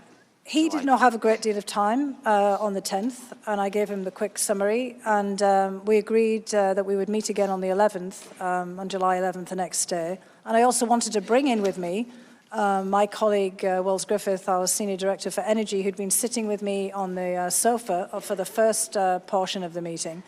And I also suggested that he speak to Colonel Vindman separately as well, because Colonel Vindman was in the wardroom when I arrived and had obviously been engaged in some discussion before I got there, because as I got into the room, they were clearly in the course of, clearly in the course of conversation. And I thought it was important for John Eisenberg to hear from Colonel Vindman himself what his recollections of the meeting were. Did you raise the concerns that Ambassador Bolton had raised to you, to Mr. Eisenberg? I certainly did. The first thing I related to him was exactly and precisely what Ambassador Bolton had asked me to. In the course of those two meetings, what was Mr. Eisenberg's response? Mr. Eisenberg took it all very seriously. He said, for example, that Colonel Vindman should feel free, he said this to me, in future to go and bring any concerns to him about these meetings. Similarly, myself and any others, if there was any subsequent follow-up in terms of these issues being raised again with any of the parties in the future. He didn't say anything in response about how he took that meeting, how he would describe it, or if he had any, did he raise any concerns about what you told him that took place? No, he did not. He listened very carefully to all of the information that we imparted. Now, back to that July 10th meeting, the second meeting that's in the wardroom, correct? That's correct. Now, who's in that meeting besides yourself, the two Ukrainians? Mr. Danilyuk and Mr. Yermak's aide, Ambassador Volker, Ambassador Sondland, and then a couple of people who I think were from the State Department. I wondered for a while if one of Secretary Perry's group had been there too. But I honestly cannot remember. But Ambassador Volker was there during that entire He was session. there, but he didn't actually speak very much during that meeting. And I heard his deposition, and I read his deposition where he didn't really recall that encounter. Again, he didn't really speak. Ambassador Sondland was doing most of the speaking. Yeah, and I think you described it as you came in, Ambassador Sondland was talking about how he had an agreement with Chief of Staff Mulvaney for a meeting with the Ukrainians if they were going forward with the investigations. While this was taking place and afterwards, how were the Ukrainians reacting to what was being said? Well, at the time, Mr. Yermak was quite impassive. I said that he had an aide with him, And his aide was sitting next to him in the original meeting with Ambassador Bolton and was, from time to time, actually was on this side, whispering to him. So I wasn't sure myself, because I had not met Mr. Yarmouth before, about how good his English was. So I wasn't sure, perhaps Mr. Holmes might be able to reflect on that, as to whether he was, having some points of clarification from the aide. He understood what was happening. Yeah, so I wasn't entirely sure if he was following all of the back and forth. Mr. Danny Look, who I know very well and speaks very good English, looked quite alarmed. I think he was more alarmed at the fact that there was this back and forth between Ambassador Sondland and Colonel Vindman, then with me about the meeting. Clearly, they very much wanted to have this meeting, and here are some US officials arguing about the meeting in front of him, and that was obviously very uncomfortable for him. Did you have any follow-up to that, sir? I would just add that Donnie Look speaks perfect English, and Yermak can get by in meetings, but often does ask for clarifications. Given the time, I would yield back. Ms. Stefanik. Before I turn to our witnesses, I just wanted to say to my Democratic colleagues, not a single Republican member of this committee has said that Russia did not meddle in the 2016 elections. As the ranking member stated, we published a report focused on Russian active measures in 2016 with policy recommendations as to how we strengthen our cyber resiliency and election security to counter Russia. I myself have worked with members of this very committee on this issue, but also on the House Armed Services Committee. So to have our Democratic colleagues say these untruthful statements just reeks of political desperation in their continued obsession to manipulate mainstream media coverage.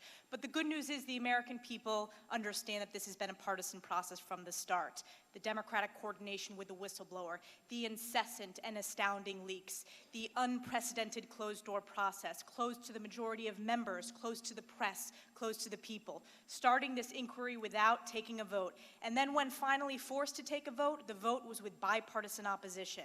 Now, with 4 minutes left, I'm going to turn to our two witnesses. Thank you both for your service. Thank you, Dr. Hill, for your comments on the personal attacks. I wanted to ask you each fact-based questions. Dr. Hill, you testified that you handed over your duties on the NSC to Tim Morrison on July 15th and that you physically left the White House on July 19th, correct? That is correct, yes. So that means that by the time there was the July 25th call with President Trump and President Zelensky, you were no longer on the NSC, correct? Actually, I was still technically on the payroll of the NSC until the end of August 30th of 2019. But I was not physically in the building, and I'd handed over my duties to Mr. Morrison. And you were not on the call? I was not on the call. That is absolutely correct. And it's also correct that you did not participate in the preparation of talking points or the specific coordination of setting up the call? Not for that call, but let me just say for the record that there had been a long anticipation that eventually there would be a call. So there was a call package that was prepared in advance. I just cannot say how much of that call package that had perhaps been prepared since, for example, the inauguration of President Zelensky was then used as the basic material for that call. So I did take part in the preparation of that standard call package, but I did not take part in any preparation for the specific call on July 25th. And the first time you actually read the transcript of the call was when it was released to the public? That's correct. Mr. Holmes, I wanted to turn to you.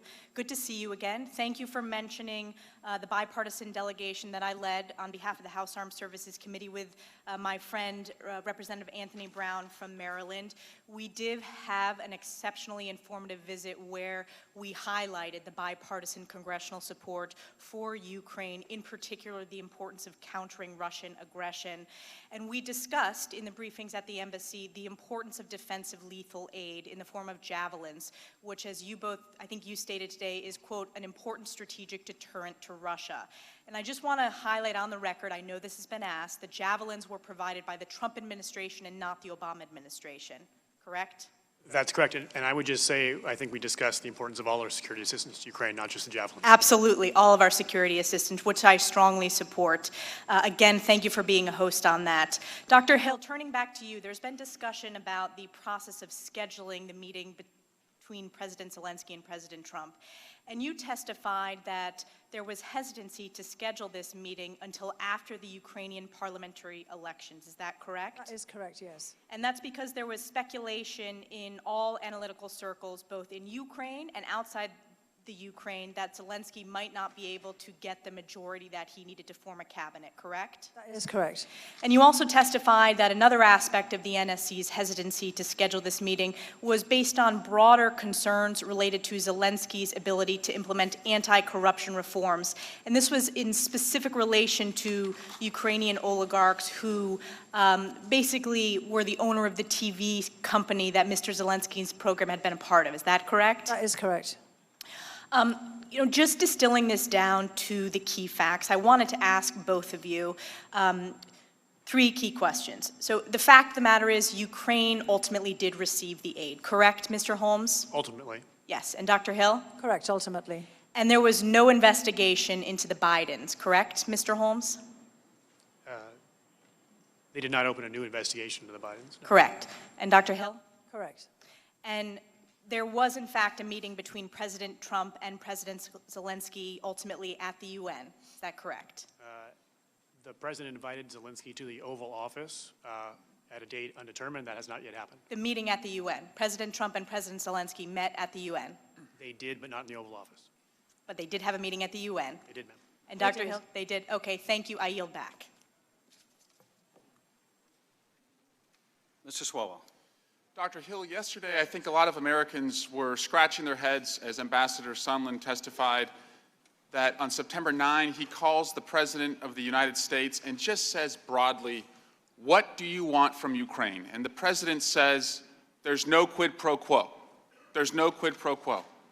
It's like being pulled over for speeding and being asked, "Do you know how fast you're going?" and saying, "I didn't rob the bank. I didn't rob the bank."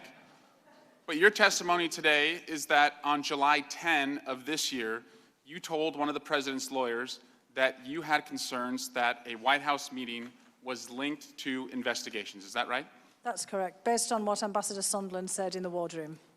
And so as early as July 10, the president's lawyers had knowledge that there was at least concern by a presidential employee about a linkage. Is that right?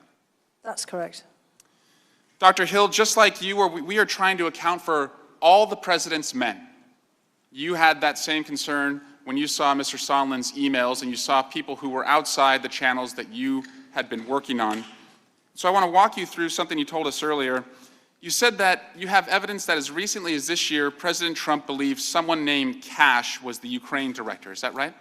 It's not really evidence. And look, I want to be very clear about this. I was asked a question about this in my deposition. I did not raise it. And to be honest, I was surprised that I was asked the question. But you heard that name Cash. Is that right? I did, but again, it was in passing, and I explained the circumstances in which this came up. But I was asked a question in the course of my deposition about it. And the only person at the time who worked at the National Security Council was Kash Patel. Is that right? It was the only person that I could think of. And Kash Patel, prior to working for the National Security Council from 2017 to 2018, worked for Ranking Member Nunes. Is that right? I actually only found that out after the fact. And Because I wondered why I was being asked about him, so I went and looked this up. And Dr. Hill, you cautioned us on the dangers of members of this committee, perhaps peddling any Ukrainian conspiracy theories that could benefit Russia.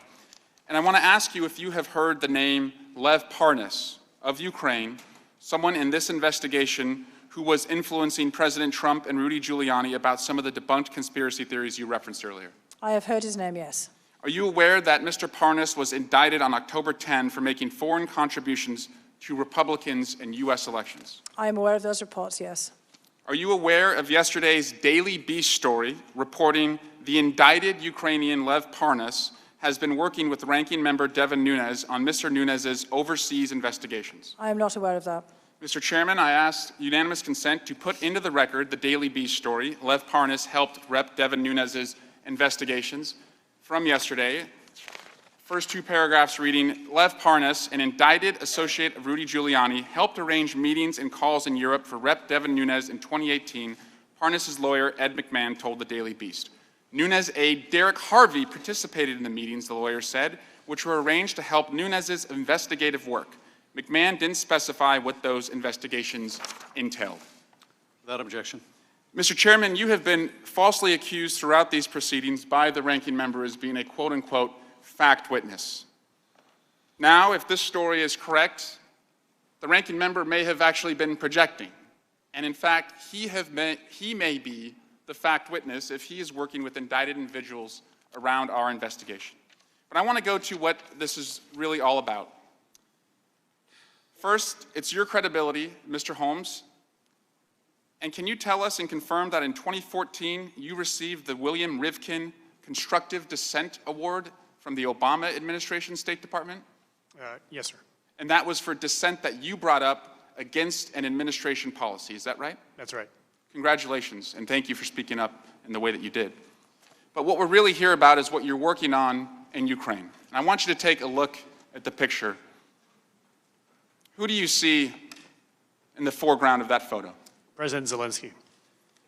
That's a photograph in May 2019, where newly elected President Zelensky visited the Luhansk region in eastern Ukraine. It was his first visit to the front lines of Donbass as president. Can you just tell tax-paying Americans why it's so important that our hard-earned tax-paying dollars help President Zelensky and the men standing beside him fight against Russia in this hot war? Absolutely, sir. President Zelensky was elected on an overwhelming majority to defend Ukrainian interests. This is at a time when Ukrainians are defending their sovereignty, their territorial integrity on Ukrainian soil from Russian-backed soldiers who are attacking them. As I said, 14,000 Ukrainian lives lost in this war so far. As I mentioned, a few this week already. And this is a hot war. This is not a frozen conflict. People are shooting at each other and dying, being injured every single week. And despite the ongoing war, they're still trying to pursue peace. President Zelensky, even right now, is trying to pursue a summit meeting with President Putin in order to try to bring this war to a conclusion so that they can move on with all the difficult things they need to do in terms of building the economy and reforming the judiciary and whatnot. And I want to add just one other thing, sir, if I may. Mr. Turner had suggested earlier that I'd somehow embarrassed President Zelensky. I have the deepest respect for President Zelensky. This is a guy of Jewish background from a post-Soviet industrial suburb in southern Ukraine who made himself one of the most popular entertainers in the country and somehow got elected president, and he's not going to miss that opportunity. This is a Ukrainian patriot. This is a tough guy, and frankly, he withstood a lot of pressure for a very long time, and he didn't give that interview. I have the deepest respect for him. The Ukrainian people also have the deepest respect for him. They've chosen him to help deliver the full measure of promise of their revolution of dignity, and I think he merits all of our respect. Thank you. And Mr. Chairman, I ask unanimous consent to enter the May 27 photograph depicted on the screen into the record. Without objection, Mr. Hurd. Thank you, Dr. Hill. Mr. Holmes, for your years of service to this country, and I appreciate y'all being here today. Throughout this process, I have said that I want to learn the facts so we can get to the truth. So why are we here? Because of two things that occurred during the President's July 25th phone call with Ukrainian President Zelensky. The use of the phrase, "do us a favor," though, in reference to the 2016 presidential election, and the mention of the word Biden. I believe both statements were inappropriate, misguided foreign policy, and it's certainly not how the executive, current or in the future, should handle such a call. Over the course of these hearings, the American people have learned about a series of events that, in my view, have undermined our national security and undercut Ukraine, a key partner on the front lines against Russian aggression. We've heard of U.S. officials carrying uncoordinated, confusing, and conflicting messages that created doubt and uncertainty in Kyiv at a time when a new reformist administration has just taken office and was ready to fight corruption and work with us to advance other U.S. objectives. I disagree with this sort of bungling foreign policy. But through these hearings, many of my colleagues have unwittingly undermined the Ukrainian government by suggesting that it is subservient to the United States, and without the United States, they wouldn't be able to function.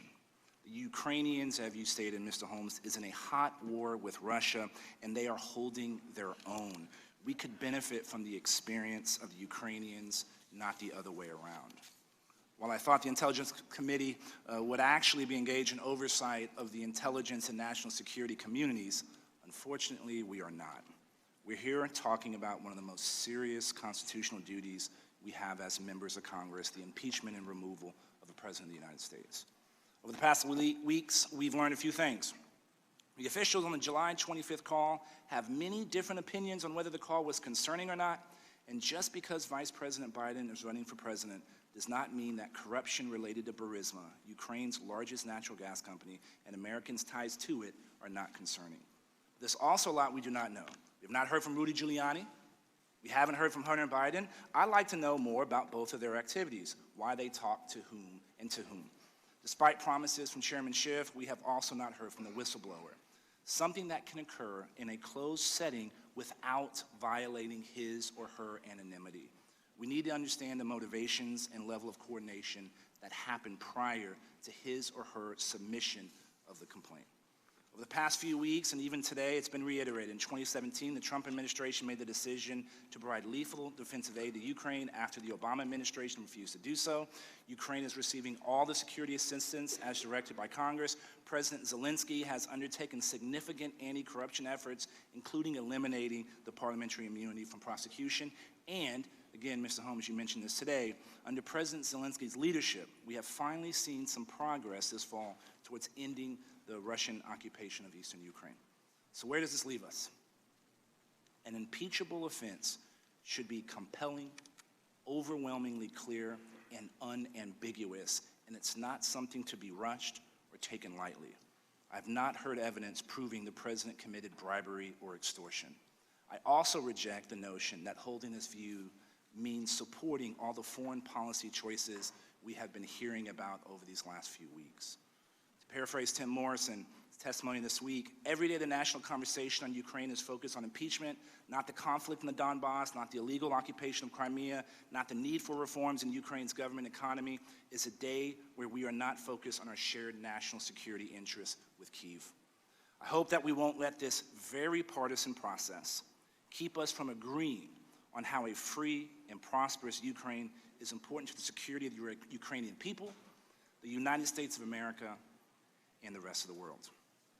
Mr. Chairman, before I yield back my time, I'd like to make a statement for the record that has this committee been given proper notice as required by House Rule 11, Clause 2G3, that a business meeting was to follow last night's hearing, and had Mr. Conaway's point of order been appropriately recognized, I would have voted no on the committee's first motion to table during last night's impromptu meeting, and I yield back the balance of my time.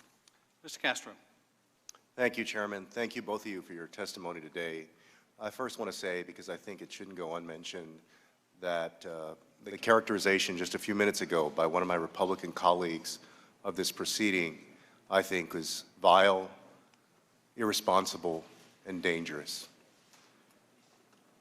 And I want to remind us why we're here. Because somebody in government, a whistleblower, felt that it was important enough to get other people in government's attention that the president may have committed a wrong act. We have now heard and seen substantial evidence that the president, in fact, tried to trade a political favor for official government resources. The most damning words come from no one else but the president himself on that phone call with the Ukrainian president, where he asked for a favor, he mentions investigations, he mentions the Bidens and Burisma. However, as Mr. Holmes has testified, Mr. Holmes also overheard the president speaking to his hand-picked ambassador, Ambassador Sondland, about investigations. Mr. Holmes has also said that in the office, everybody knew, or many people knew at least, that there was the president wanted an investigation of the Bidens. In addition, although Mick Mulvaney and Rudy Giuliani have not come before this committee, Mick Mulvaney and Rudy Giuliani have spoken publicly on the issue of investigations. Mick Mulvaney, the president's chief of staff, the person who usually works with the president the most day in and day out, went in front of the White House press corps and basically admitted that an investigation had something to do with holding up the aid, and admitted that this process was politicized. Rudy Giuliani, the president's personal lawyer, also essentially admitted that these investigations were at issue. He said that he thinks he did nothing wrong because he was working at the direction of the president. So we have seen substantial evidence and heard substantial evidence of wrongdoing by the President of the United States. And this Congress will have to continue to take up this very important issue to the American people. My concern today is also, I feel as though the cancer of wrongdoing may have spread beyond the President and into others of the executive branch. And I want to ask you a few questions about that. Before I do, I'd like, Chairman, to enter 2 articles into the record, if I could. One of them is headlined, "After Boost from Perry, Backers Got Huge Gas Deal in Ukraine." The other one is titled, "Wall Street Journal, Federal Prosecutors Probe Giuliani's Links to Ukrainian Energy Projects." Mr. Holmes, thank you, Chairman. You indicated that Secretary Perry, when he was in the Ukraine, had private meetings with Ukrainians. Before he had those private meetings, in a meeting with others, including yourself, I believe, he had presented a list of American advisors for the Ukraine energy sector. Do you know who was on that list? Sir, I didn't see the names on the list myself. Do you know if Alex Cranberg and Michael Blazer were on that list? I have since heard that Michael Blazer's on the list. Was it before Secretary Perry did this, we also heard in testimony before that Ambassador Sondland also had a private meeting with somebody. How unusual was it before these guys showed up for folks, diplomats, so to speak, or U.S. government officials, to have private meetings where they insist that nobody else be in the room? Very rare, almost never. Okay. And I want to ask you also about the precedent that we set, both of you. I know you're here as fact witnesses, but you're also public servants for this country. The precedent that this Congress would set, putting aside Donald Trump for a second, if the Congress allows a president of the United States, now or later, to ask a foreign government, head of state, to investigate a political rival, what precedent does that set for American diplomacy, for the safety of Americans overseas, and for the future of our country? It's a very bad precedent. Very bad precedent, and going forward, if that were ever the case, I would raise objections. Thank you both. I yield back, Chairman. Mr. Radcliffe. Thank you, Chair. I want to return the favor and recognize my colleague, yield to my colleague, Congressman Conaway. Thank you, Mr. Chairman. Dr. Hill, I don't think there's a lot of questions that one of Putin's primary objectives within the United States is to foment unrest within our nation, to cause us to have lose confidence in our elections, the results of the elections, those kind of things. There is tension, though, in conducting our businesses the way we should and playing into Putin's hands. As an example, while I disagree with what we're doing here today, it's under our Constitution, and my colleagues on the other side of the aisle believe that they are functioning under that Constitution. These hearings, this issue is very divisive within our country and is continuing to push that way. I think that plays into Putin's hands inadvertently. Maybe nothing we can do about that. But there are certain things we can do as individuals that wouldn't play into his hands, and one of them would be that the loser in the 2016 election has for 3 years continued to argue that because she won the popular vote, and she and her friends won the popular vote, that somehow the election was inappropriate and that we shouldn't trust it, that the Electoral College victory, which was resounding, shouldn't be trusted. Does that help Putin or play into the narrative that he would like for us to do, that our elections are somehow rigged and shouldn't be trusted? Yes, it does. So the RT, Putin's, would you agree with me that RT is Putin's propaganda machine here in the United States? I would agree with you, yes. So is it appropriate for the RT to be used to affect public policy on our nation? As an example, there have been a long series of advertisements or programs on RT going against fracking that are saying that's bad and trying to affect public policy in the United States. Is that appropriate use, or should Americans be paying attention to that?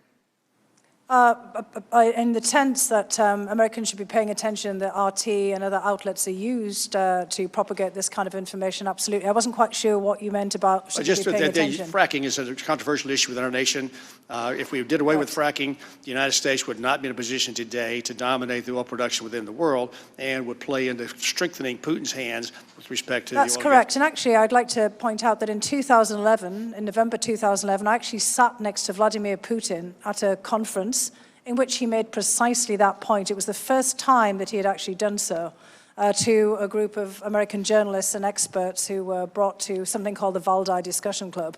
So he started in 2011 making it very clear that he saw American fracking as a great threat to Russian interests. We were all struck by how much he stressed this issue, and it's since 2011 and since that particular juncture that Putin has made a big deal of this. So to the extent that Americans pay attention to RT and are misguided by whatever propaganda he's going, it's not in our nation's best interest. Mr. Holmes, in your role, you're privileged to an awful lot of stuff, official things and things that are best kept between you and the official folks that you deal with. Is there an expectation among the principles that you represent that you will exercise some discretion in what you share with others about what goes on? Yes, sir. In your testimony, in your deposition, you made well, first off, we had a hard time pinning down the number of people that you've actually had this conversation with about the conversation that you overheard. Now, our ambassador had no expectation of privacy. He's blustering around doing what he's done, but we couldn't figure out how many people you actually shared that information with. And I would argue that the information is unflattering to the president, unflattering to the ambassador, and that your discretion is at odds here. I mean, your testimony, your deposition said you shared that with folks who you thought would find it interesting. Well, I'd argue that everybody on the back row would find it interesting, but I don't know that that's necessarily a criterion. So on a go-forward basis, can you articulate that in the future, when you're privileged to certain circumstances that would be embarrassing to the principal, that if it's official, that you share with the ambassador, that's fine, but the folks outside the embassy or folks even within the embassy that don't have a need to know, that you wouldn't regale them with your recounting of those instances? Sir, I think it was Gordon Sondland who showed indiscretion by having that conversation over. No, you're well, that's the first thing. Well, excuse Second me. thing is, Excuse me, Mr. Holmes, let me clarify the question. Mr. Holmes. The question wasn't, excuse me, Mr. Let him answer your question, sir. It's my question. You're exactly right. And I get to clarify my question to get the answer. And I'm hopeful I get a few more seconds because of the interruption from the chairman. His patience is growing thin. I was working hard not to irritate him again, but I failed again. The question is of you, Mr. Holmes, your discretion. Gordon Holmes did not Gordon Sondland did not expect privacy. I got that. But you're going to be in rooms you've been in rooms 17 years where people trust that when whatever went on in that room and left, that you kept it to official channels, that you didn't share all that information with other folks. And I'm just asking you to argue on your own behalf that interesting is not some sort of a criterion that you would use when you share information from meetings. Simple, straightforward question. Sir, I shared the information that I needed to share with the right people who needed to know it. I did not share any information that people didn't need to know. But you did use the word interesting Mr. in your Conaway, deposition. your time is It expired. certainly was interesting, sir. And I would also hate to think that what I brought before this process, I shouldn't have done that. I've come here because you subpoenaed me to share what I know, and I've done that. Mr. Holmes, you were cut off when you were talking about Mr. Sondland's indiscretion. Did you want to finish that answer? I think... Mr. Chairman, that's patently unfair. Mr. Conaway, As you've run this entire investigation. It's unfair, Mr. Conaway, to interrupt the witnesses as you have done repeatedly. Well, but you're certainly willing to interrupt me during my 5 minutes. You're the only person on this dais that has unlimited time. You have absolutely unlimited time. You're the only one that has abused that power, and you're continuing to do that. Conaway, the gentleman will cease. We allow the witnesses to answer the question, even if those asking the question don't want to hear the answer. Mr. Heck, you are Does that apply to you as well? Mr. Holmes, much Yes, has it been does. made about the use of both regular and irregular foreign service or diplomatic channels. My reading of history is that American presidents have on occasion used irregular channels. Would you generally agree? Yes, sir. And my reading of history is that, generally speaking, however, those irregular channels have either been closely coordinated with the regular ones or at least in furtherance of American foreign policy and our national security interest. Would you agree? That's right, sir. And do you believe, sir, that Mr. Giuliani's efforts were closely coordinated with a regular channel such as the ambassador to the Ukraine? No, they weren't. And were they in furtherance of the American foreign policy as you understood it? No, sir. Mr. Holmes, if left unchecked, do you think that Russia would either by means of force or other malign means subjugate Ukraine, attempt to render it a client state, if not occupy it? Absolutely, sir. It's been said that without Ukraine, Russia's just a country, but with it, it's an empire. You know, I feel like I've been treated to a Gatling gun fire of myth propagation over the last couple of weeks, and it reminds me of that old expression about the big lie. If you tell it often enough and keep repeating it, that people will come to believe it. And I think we've been subjected to some of that. Here's a sample. The president didn't solicit campaign assistance from Ukraine in a clear violation of federal law. Yes, he did. The president didn't withhold vital military assistance in furtherance of his objective to obtain that campaign assistance. Yes, he did. Rudy Giuliani was acting just on his own, kind of as a rogue.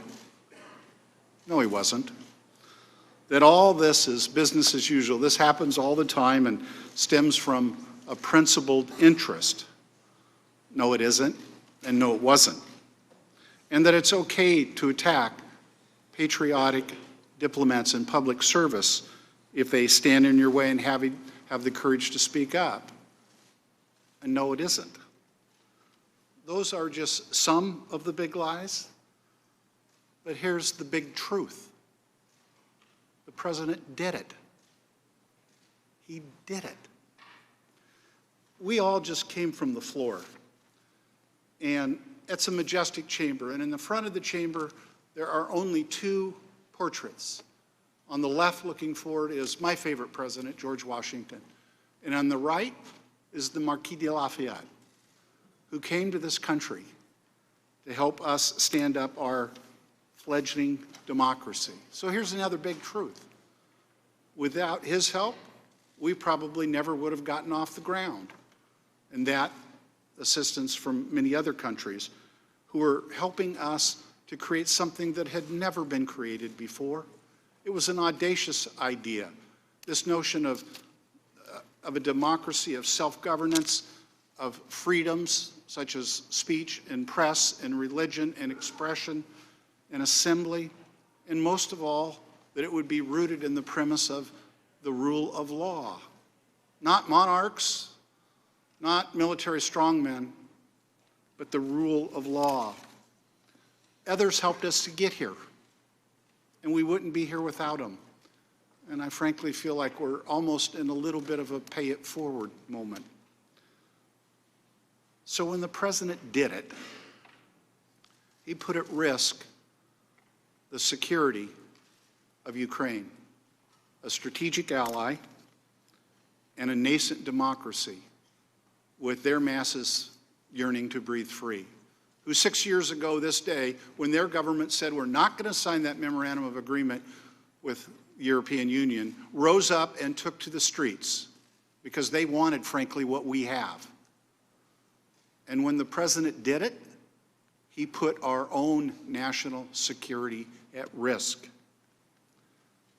But what he did, most importantly, was put at risk that idea that makes us exceptional. Because I do believe America is truly exceptional. We are a country rooted in something that nobody has ever tried before, rule of law. He put that at risk when he did what he did. The president did it. And the only question that remains is, what will we do? I yield back, Mr. Chairman. Mr. Jordan. Thank you, Mr. Chairman. Dr. Hill, during your deposition, I asked you, was Christopher Steele's dossier a rabbit hole? Do you remember the answer you gave to that Yes, question? I thought it was a rabbit hole. Yeah, and you also said a couple pages later in the deposition, or in the transcript that I have here of your deposition, that you thought he got played. Is that fair? That is fair, yes. I was struck by a number of things you said in your statement, a number of things I thought were right on the target, and one was on page 7. You said this: President Putin and the Russian security services weaponize our own political opposition research. And that is exactly what happened in 2016. Exactly what happened. You called it, you knew it, you saw it. The DNC hired Perkins Coie, who hired Fusion GPS, who hired Christopher Steele, who talked to Russians, who gave him a bunch of dirt, bunch of National Enquirer garbage that he compiled in a dossier, and our FBI used it. They used it as part of their investigation that they opened in July of 2016, where they spied on 2 American citizens associated with the presidential campaign. My guess is that's probably never happened in American history, and exactly what Dr. Hill talked about is what happened in 2016. Exactly what she talked about. And for 10 months, Jim Comey and his team did an investigation. And after 10 months, they had nothing, because we deposed Mr. Comey. And he told us, after 10 months, we didn't have a thing. But that didn't matter. That didn't matter. We got the Mueller investigation. $32 million, 19 lawyers, 40 FBI agents, 500 search warrants, 2,800 subpoenas. And they came back this spring, and what'd they tell us? No collusion, no conspiracy, no coordination.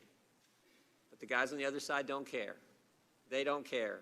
They're doing what Dr. Hill said a number of important things in her opening statement. They're doing exactly what Dr. Hill talked about. The impact of a successful 2016 Russian campaign remains evident today. Our nation is being torn apart. Torn apart. I've never seen it this divided. And it is not healthy. It is not healthy for our culture, our country, not healthy for our nation, but that's what these guys are doing. No conspiracy, no coordination, no collusion, but they don't care. Now this whole impeachment thing, as the witness said yesterday, without an announcement from Zelensky about an investigation, they weren't going to get a call with the president, they weren't going to get a meeting with the president, they weren't going to get aid from the United States. But guess what? Ukraine, they got the call, they got the meeting, and they got the money, and there was never an announcement of any type of investigation. But they don't care. They're going to move forward. There's going to be some kind of report. They're going to send I assume, something to the Judiciary Committee, and the process is going to go forward, and there'll be a trial in the Senate, all based on some anonymous whistleblower who came forward with no firsthand knowledge, who's biased against the president, who worked with Joe Biden. Now all this. This is, Dr. Hill's right. She said it. We got to stop this. But they're not going to. And they're doing it all 11 and a half months before the next election.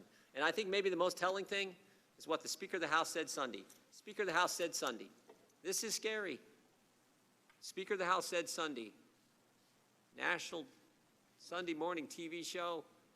She said the president is an imposter. The guy that 63 million people voted for, who won an electoral college landslide, the Speaker of the House of Representatives called the President of the United States an imposter. Sad. It is sad what the country's going through. I wish it would stop, but unfortunately I don't think it is. Mr. Chairman, I yield back. Mr. Welch. I want to use my time to speak directly to my colleagues and to the American people. Today's witnesses, and the ones we've been privileged to have before the committee over the last 2 weeks, have provided an invaluable service to our country, not just in all your careers, but in having the courage and the patriotism to share your facts with the American people. And you do so at considerable risk to yourselves, but you've clearly stepped forward for the simple fact you believe it's your duty. In all, your testimony reaffirms a very central fact. President Trump conditioned our foreign policy and national security on getting a valuable political benefit from Ukraine. He wanted Ukraine's new president to create ethical questions about Joe Biden by publicly announcing investigations. and to pressure President Zelensky to take that action that would benefit his personal political interest, he withheld vital military aid to Ukraine and refused to meet with President Zelensky in the Oval Office. And as we heard from Mr. Holmes and Dr. Hill today, that meeting was extraordinarily important to Ukraine and extraordinarily important in sending a message to Russia about our unyielding support. The witnesses have made it absolutely clear what the president did. And it's equally clear that President Trump has launched a cover-up and disinformation campaign to hide this abuse of power from the American people. That's why the administration refuses to provide documents to this committee.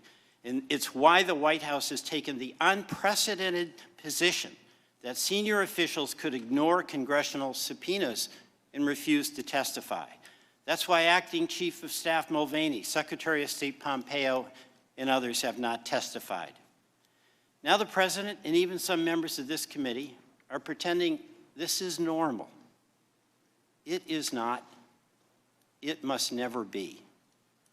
No other president has betrayed his office like this by putting his own small political interest above our national interest and our national security.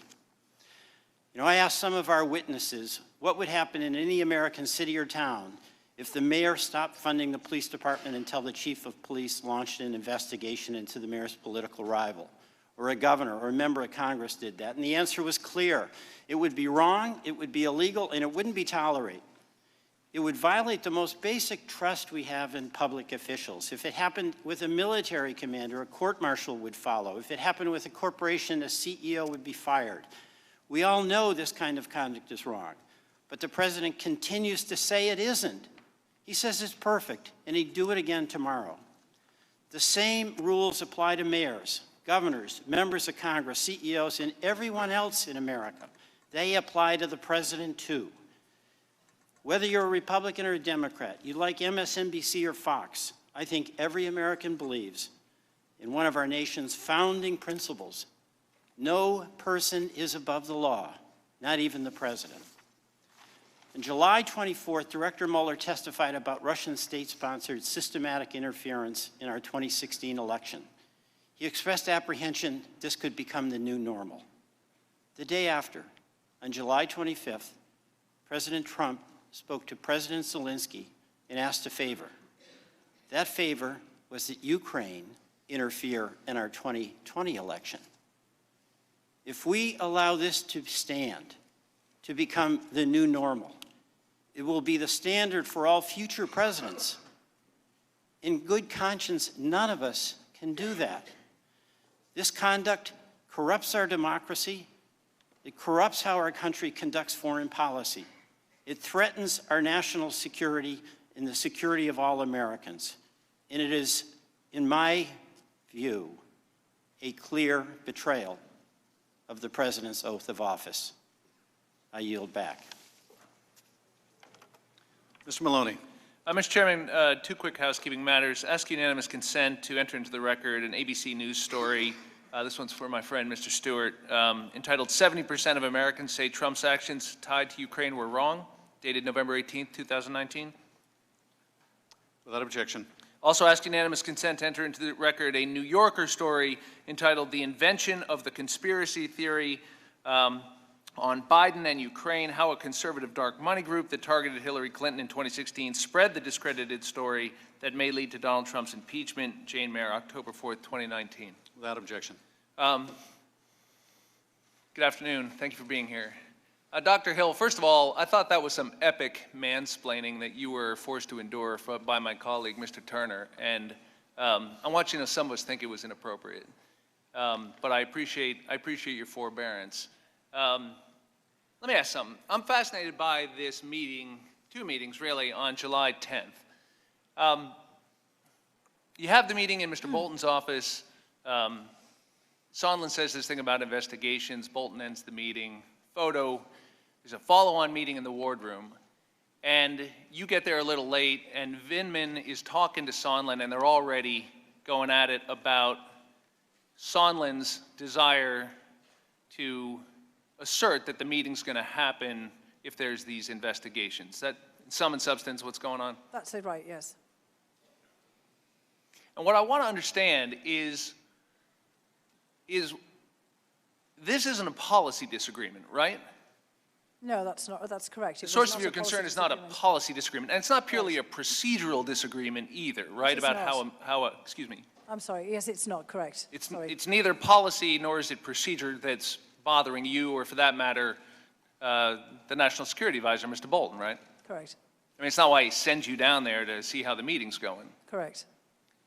And in fact, he instructs you to go to the lawyer. Ever been instructed to go report something to the NSC lawyer before? That was the first time. I've self-instructed a couple of times, but that was the first time I have been instructed to go. And why did he send you to report this to the lawyer? Well, he clearly wanted to have himself on the record as not being part of what was basically an agreement to have a meeting in return for investigations. And he wanted to make sure that I and Colonel Vindman were also not part of this as well, because remember there was a corollary to this about not getting involved in domestic politics. Yes, I understand. And you, of course, did you concur with this concern that Mr. Bolton had?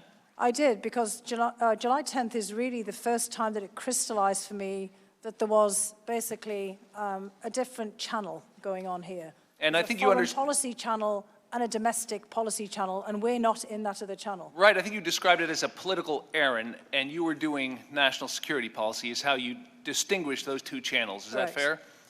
Right, and so is it fair to say that you felt it was improper what was occurring by Mr. Sondland in the wardroom? It was improper and it was inappropriate, and we said that in the time, in real time. And here's my point. If it was improper and you went so far as to report this to the lawyers, what was the nature of your disagreement with Mr. Sondland, who has come here and said he had no idea that Burisma meant Biden's until much, much later than July 10th? And of course, we know that he and Ambassador Volker had a blizzard of interactions with Mr. Giuliani. They were amending statements, proposed statements for the Ukrainian president. This went on all summer. And yet, how is it that you had this disagreement in front of the Ukrainians, would send them out into the hallway? At some point, did he ask, I'm just talking about an investigation of corruption generally. What are you getting so worried about? He didn't put it in that way, and I think, from listening to him in his depositions and in, what I've read of what he deposed, and he made it very clear that he was surprised that we had some kind of objection. You may remember that in his deposition and when he was here, he actually didn't remember the meeting in the same way. But I thought you said it was pretty obvious to you. Excuse me. Well, it was obvious to me, correct. I thought it was obvious to you that Burisma meant Biden's. Yes, it was. And you actually treated that as a pretty easy thing to understand. In fact, Mr. Morrison figured it out with a single Google search. But is it credible to you that Mr. Sondland was completely in the dark about this all summer? I mean, you had an argument about it. Didn't he say, what are you so worried It's not credible about? to me at all that he was oblivious to this. I'm sorry, I couldn't hear your answer. It is not credible to me that he was oblivious. He did not say Biden's, however, he just said Burisma. He said 2016, and I took it to mean the elections as well as Burisma. Well, I want to thank you both for your appearance here today. Yield back, Mr. Chairman. Ms. Demings. Thank you so much, Dr. Hill and Mr. Holmes, for your service. I have no doubt after today that we're a better nation because of it. We all know by now that in July of this year, President Trump sent an order to the Office of Management and Budget that congressionally approved military aid to Ukraine be put on hold. Both of you have expressed that Ukraine is the first line of defense against Russian aggression and expansion into Europe, that Russia's priority is to undermine the United States. Is that right, Dr. Hill? That's correct. Would you agree with that, Mr. Holmes? Yes. Dr. Hill, in your professional opinion, is it in the national security interest of the United States to support Ukraine with the much talked about military aid? Yes. Mr. Holmes? Yes. We've already said it several times today, and you've already testified that Ukraine is in war right now with Russia. Isn't it true, Mr. Holmes, that even though the security assistance was eventually delivered to Ukraine, the fact that it was delayed to a country that is actively in war signaled to Russia that perhaps the bond between Ukraine and the United States was weakening? Absolutely, absolutely. And even the appearance that the U.S.-Ukraine bond is shaky could embolden Russia to act in an even more aggressive way. That's correct. You also testified that it was, and I quote, the unanimous view of the Ukraine policy community that the aid should be released because supporting Ukraine is in our national security interest. Dr. Hill, why do you believe that the entire Ukraine policy community were unanimously in agreement? Well, we've had this experience before, and I just want you to indulge me for a moment. In 2008, Russia also attacked the country of Georgia. I was the national intelligence officer at that particular juncture, and we had warned in multiple documents to the highest levels of government that we believed that there was a real risk of a conflict between Georgia and Russia. In fact, we also believed at that point that Russia might attack Ukraine. This was in 2008 when both Georgia and Ukraine sought a membership action plan in NATO. And Russia threatened them openly that if they proceeded with their requests for NATO membership, that there would be consequences. In the wake of the attack on Georgia, President Putin made it clear to the president of Georgia, Mikhail Saakashvili at the time, and this was related to me at the highest levels of the Georgian government, that Putin had said directly to Saakashvili, your Western allies, your Western partners promised a great deal. They didn't deliver. I threatened, I delivered. We had made all kinds of promises to Georgia and Ukraine in that time frame, and we didn't come through. So Putin is always looking out to see if there is any hint that we will not follow through on promises that we have made, because he will always follow through on a threat, as indeed he ultimately did. He threatened Ukraine in 2008, and it wasn't until 2014 when Ukraine tried to conclude an association agreement with the European Union that he struck. But he had been threatening this for the whole period since 2008. Thank you so much, Dr. Hill. And Mr. Holmes, what kind of message does it potentially send to other allies of the United States when military holds for assistance are imposed with absolutely no explanation? What kind of message does it send to our allies in terms of the good faith and good relationship with the U.S.? It calls into question the extent to which they can count on us. Policies change, but U.S. interests don't, at least not for those true public servants who are committed and dedicated to protecting our nation. Thank you both for being two of them. Mr. Krishnamurthy. Good afternoon. Thank you so much for coming in, and thank you for your service. Dr. Hill, you stated in your deposition you've been accused of being a mole for George Soros in the White House, correct? That's correct. You said in your deposition, specifically, a conspiracy was launched against you by convicted felon Roger Stone on the show InfoWars, led by Alex Jones, right? I don't think he was a convicted felon at the time that he launched this, so I didn't use those exact words. But it was indeed Roger Stone and Alex Jones on InfoWars in 2017. And in fact, just more recently, before Mr. Stone endured his trial, they were at it again, reprising the same InfoWars video and adding embellishments. And they said, I'll quote what they said about you.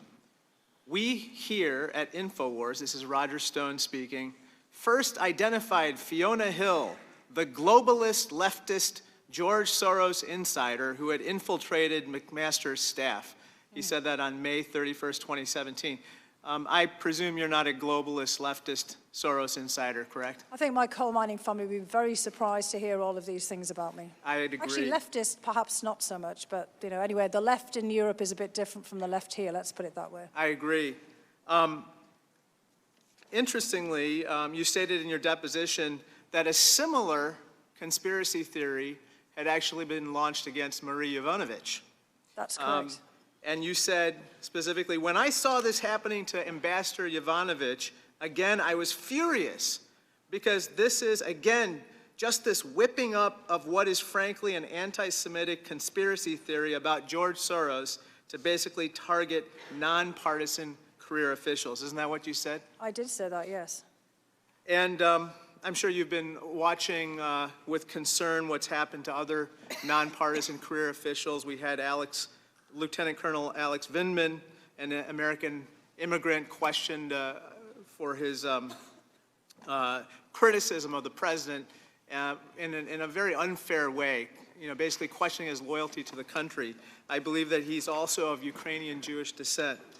Would you say that these different theories, these conspiracy theories that have been targeting you, spun in part by folks like Mr. Stone, as well as fueled by Rudy Giuliani and others, basically have a tinge of anti-Semitism to them at least?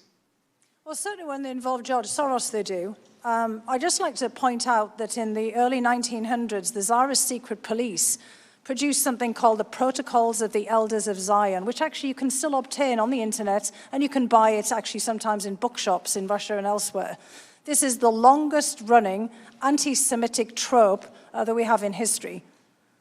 And the trope against Mr. Soros, George Soros, was also created for political purposes. And this is the new Protocols of the Elders of Zion. I'd actually intended to write something about this before I was actually invited to come into the administration because it's an absolute outrage. I'm sorry you've been kind of wrapped up in these crackpot conspiracy theories. Let me turn to Rudy Giuliani. You became increasingly concerned about Rudy Giuliani's increasing role in Ukraine between January and March of 2019, correct? That's correct. And I know you served in the Bush and the Obama administrations. I presume that George Bush's personal lawyer and President Obama's personal lawyers were never, directing or heavily influencing Ukraine policy. I'm not even sure I know who they were. So the answer is no. And the concern for having someone like Rudy Giuliani having such a strong influence on American foreign policy is that, basically that policy may be operating not in the best interest of America, but perhaps in the best interest of Rudy Giuliani or his clients or business associates, right?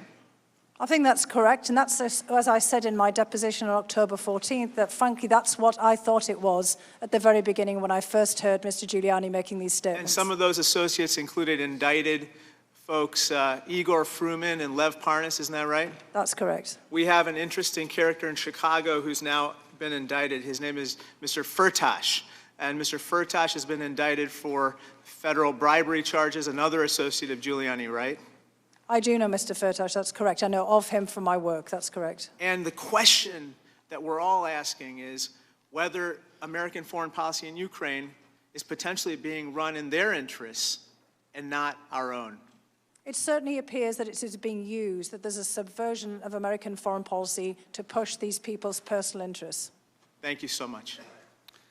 That concludes the member questioning. We'll now go to closing statements. Mr. Nunes, do you have any closing remarks? Thank you. I have stressed in these hearings that the whistleblower complaint was merely a pretext for Donald Trump's political opponents to do what they've been trying to do since he was elected, oust the president from office. A brief timeline will illustrate the wide range of extraordinary attacks his administration has faced. I'm going to start in June of 2016 when Donald Trump was just a candidate. On behalf of the Democratic National Committee and the Hillary Clinton campaign, Fusion GPS hires Christopher Steele to write the Steele dossiers, a collection of false allegations attributed to Russian sources claiming that Donald Trump is a Russian agent. Fast forward to January 6th of 2017. FBI Director James Comey briefs President-elect Trump on the Steele dossier. The briefing is leaked to CNN, and soon afterwards, BuzzFeed publishes the dossiers. January 20th, on President Trump's inauguration day, the Washington Post runs a story headlined, quote, "The campaign to impeach Donald Trump has begun." January 30th, 10 days later, the whistleblower's current lawyer tweets, hashtag coup has started, first of many steps, hashtag rebellion, hashtag impeachment will follow immediately. March 22nd, Democrats on this committee falsely declare on national TV that they have more than circumstantial evidence that the Trump campaign colluded with Russia. July 12th, an article of impeachment is filed against President Trump in the House of Representatives. November 15th, Democrats file additional articles of impeachment against President Trump. As you see, this was just in President Trump's first year in office. He was subjected to a coordinated smear operation designed to falsely portray him as a Russian agent, as well as attempts to impeach him. This all occurred before his now infamous call with President Zelensky. In 2018, the attacks continued, often from executive branch officials charged with implementing his policies. On February 2nd, 2018, Intelligence Committee Republicans release a memo revealing that the FBI used fabrications of the Steele dossier to get a warrant to spy on a Trump campaign associate. September 5th, the New York Times prints a column by an anonymous Trump administration official who explains that he and other senior officials are, quote, working diligently from within to frustrate parts of Trump's agenda, unquote. December 7th, James Comey admits to Congress the Steele dossier was unverified before and after the FBI used it to get a warrant to spy on a Trump campaign associate. The Russia hoax continued to be the main focus of attacks going into 2019, but when that entire operation collapsed, a new impeachment pretext had to be found. May 4th, 2019, on national television, a Democratic congressman proclaims, quote, "I'm concerned that if we don't impeach this president, he will get reelected," unquote. July 24th of this year, Special Counsel Robert Mueller testifies to Congress about his report, which debunked the conspiracy theory that the Trump campaign associates conspired with Russia to hack the 2016 elections. July 25th, just the very next day, a new anti-Trump operation begins as someone listens to the president's phone call with Ukrainian President Zelensky and leaks the contents to the so-called whistleblower. September 13th, Democrats on this committee take the extraordinary step of issuing a press release related to the whistleblower's complaint. October 2nd, it's revealed that Democratic staff on this committee had contact with the whistleblower before he submitted his complaint to the Inspector General, contradicting Democrat denials that such contact had occurred. October 31st, Halloween, probably the most appropriate day. Democrats in the House of Representatives vote to open an official impeachment inquiry against President Trump. What you've seen in this room over the past 2 weeks is a show trial. The planned result of 3 years of political operations and dirty tricks. Campaigns waged against this president. And like any good show trial, the verdict was decided before the trial ever began. After all, after denouncing the president for years as a Russian agent and a threat to democracy, how could the Democrats not impeach him? If they don't move to overthrow him, it would indicate that they don't really believe their own dire warnings about the threat he poses. The Democrats only needed a pretext.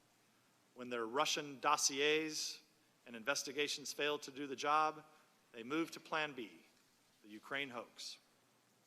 This spectacle, with its secret depositions and mid-hearing press conferences, is not meant to discover the facts. It was designed to produce a specific storyline to be pushed forward by the Democrats and their supporters in the media.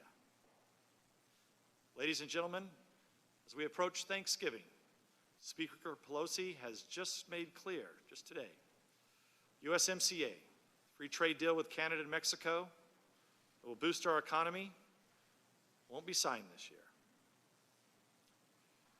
So I hope Mr. Schiff will clarify how much longer we will waste on this effort and what other vital legislation he's willing to sacrifice for this impeachment crusade.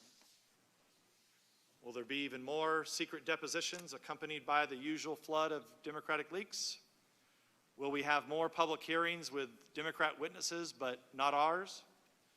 Minority are in the dark about what this committee will be doing when we return. And so is America. James Madison warned us about the danger posed by the tyranny of the majority. To avoid that threat, our founders created a constitutional republic. But is there a better example of the tyranny of majority than the way this impeachment process has been run in the House of Representatives?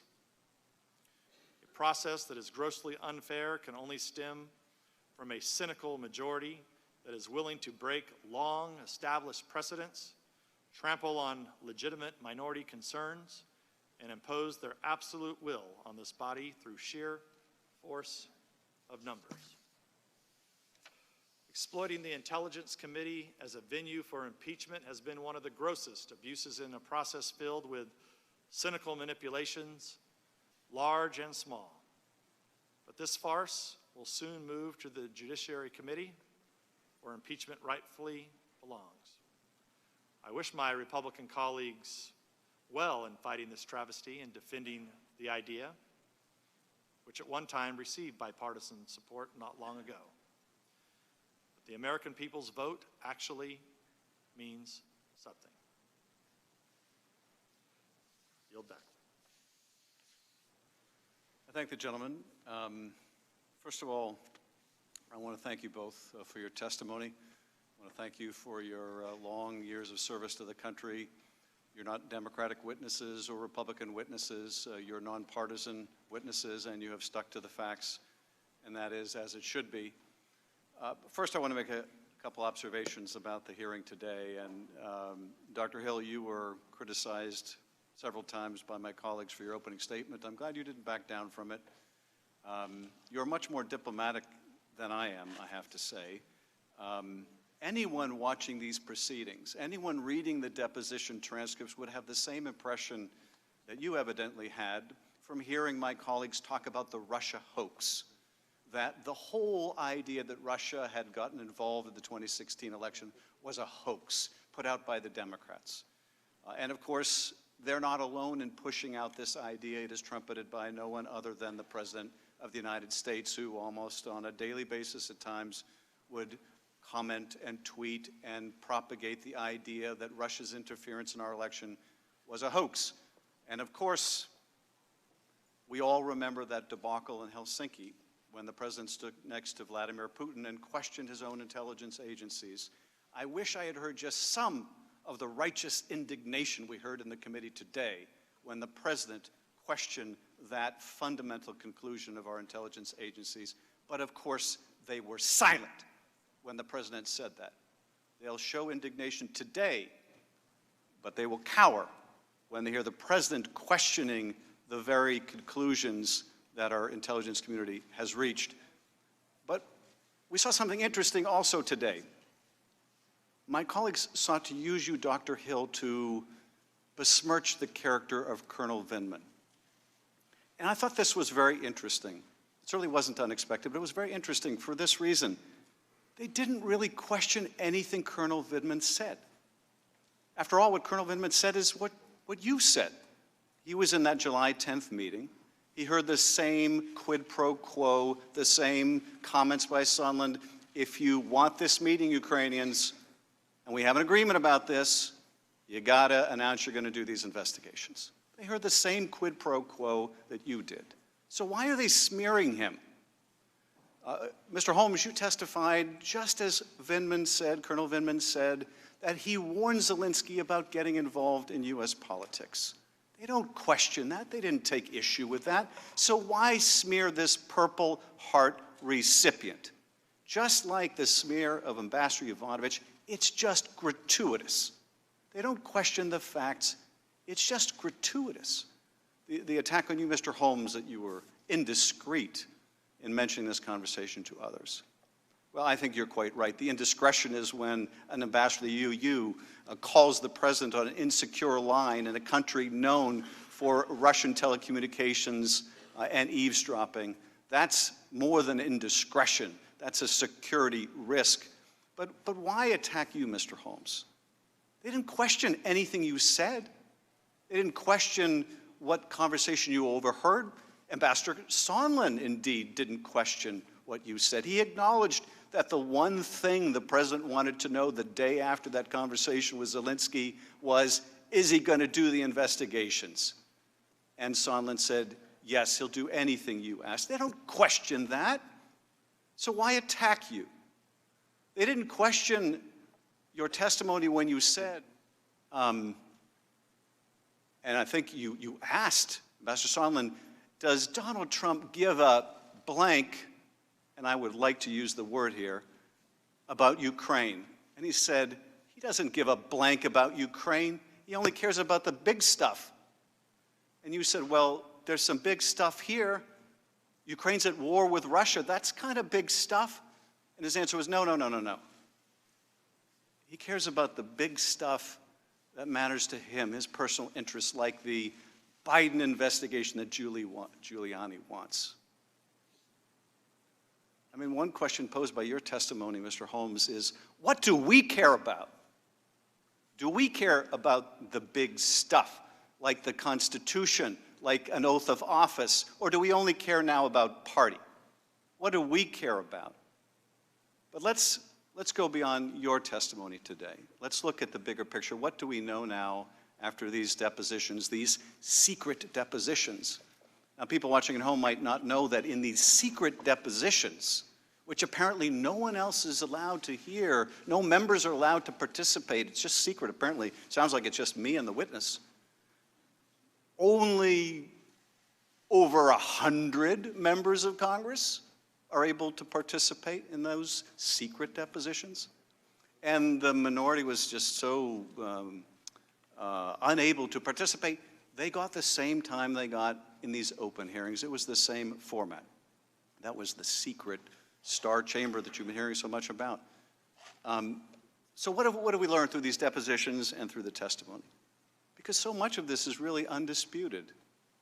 We learned that a dedicated public servant named Marie Yovanovitch, known for fighting corruption, widely respected throughout the diplomatic corps, was ruthlessly smeared by Rudy Giuliani, by the president's own son, by their friends on Fox Primetime, and a whole host of other characters. Her reputation was sullied so they could get her out of the way, which they did. And you're right, it was gratuitous. The president could have gotten rid of her anytime he wanted, but that's not enough for this president. No, he has to smear and destroy those that get in his way. And someone fighting corruption in Ukraine was getting in his way. So she's gone. She's gone. And this makes way almost immediately thereafter. She leaves, the three amigos come in. The three amigos, two of whom never made the connection that Burisma means Biden. It took Tim Morrison all of 30 seconds on Google to figure that out. But we're to believe, I guess, that in all the companies in all the world, that Rudy Giuliani just happens to be interested in this one? That's absurd. The interest, of course, was in an investigation of Donald Trump's rival, the one that he apparently feared the most. And they were willing to do whatever was necessary to get Ukraine to do that dirty work, to do that political investigation. And so it began, we're not going to set up a phone call until you make certain commitments. That was Ambassador Sondland's testimony. The first quid pro quo was actually just getting on the phone with President Trump. And then there was the quid pro quo involving the White House meeting. And witness after witness, and none of my colleagues contested this, talked about just how important that meeting was to the president of Ukraine and why they're at war with Russia. And their most important ally is the United States. And the most important person in the United States for that relationship is the President of the United States. And if President Zelensky can show that he has a good relationship with the President of the United States, it means to his people that this new president has the support of their most important patron, and it means to the Russians that we have their back. This president, this new president who is negotiating with a far superior power that has invaded his country, is going into a negotiation with Putin over how to resolve this conflict. Whether he has good leverage or lousy leverage depends on whether the Russians think he has a relationship with the president. And the president wouldn't give him that, not without getting something in return, wouldn't give him that official act, that White House meeting, without getting something in return. And that return was investigations of his rival that would help his reelection.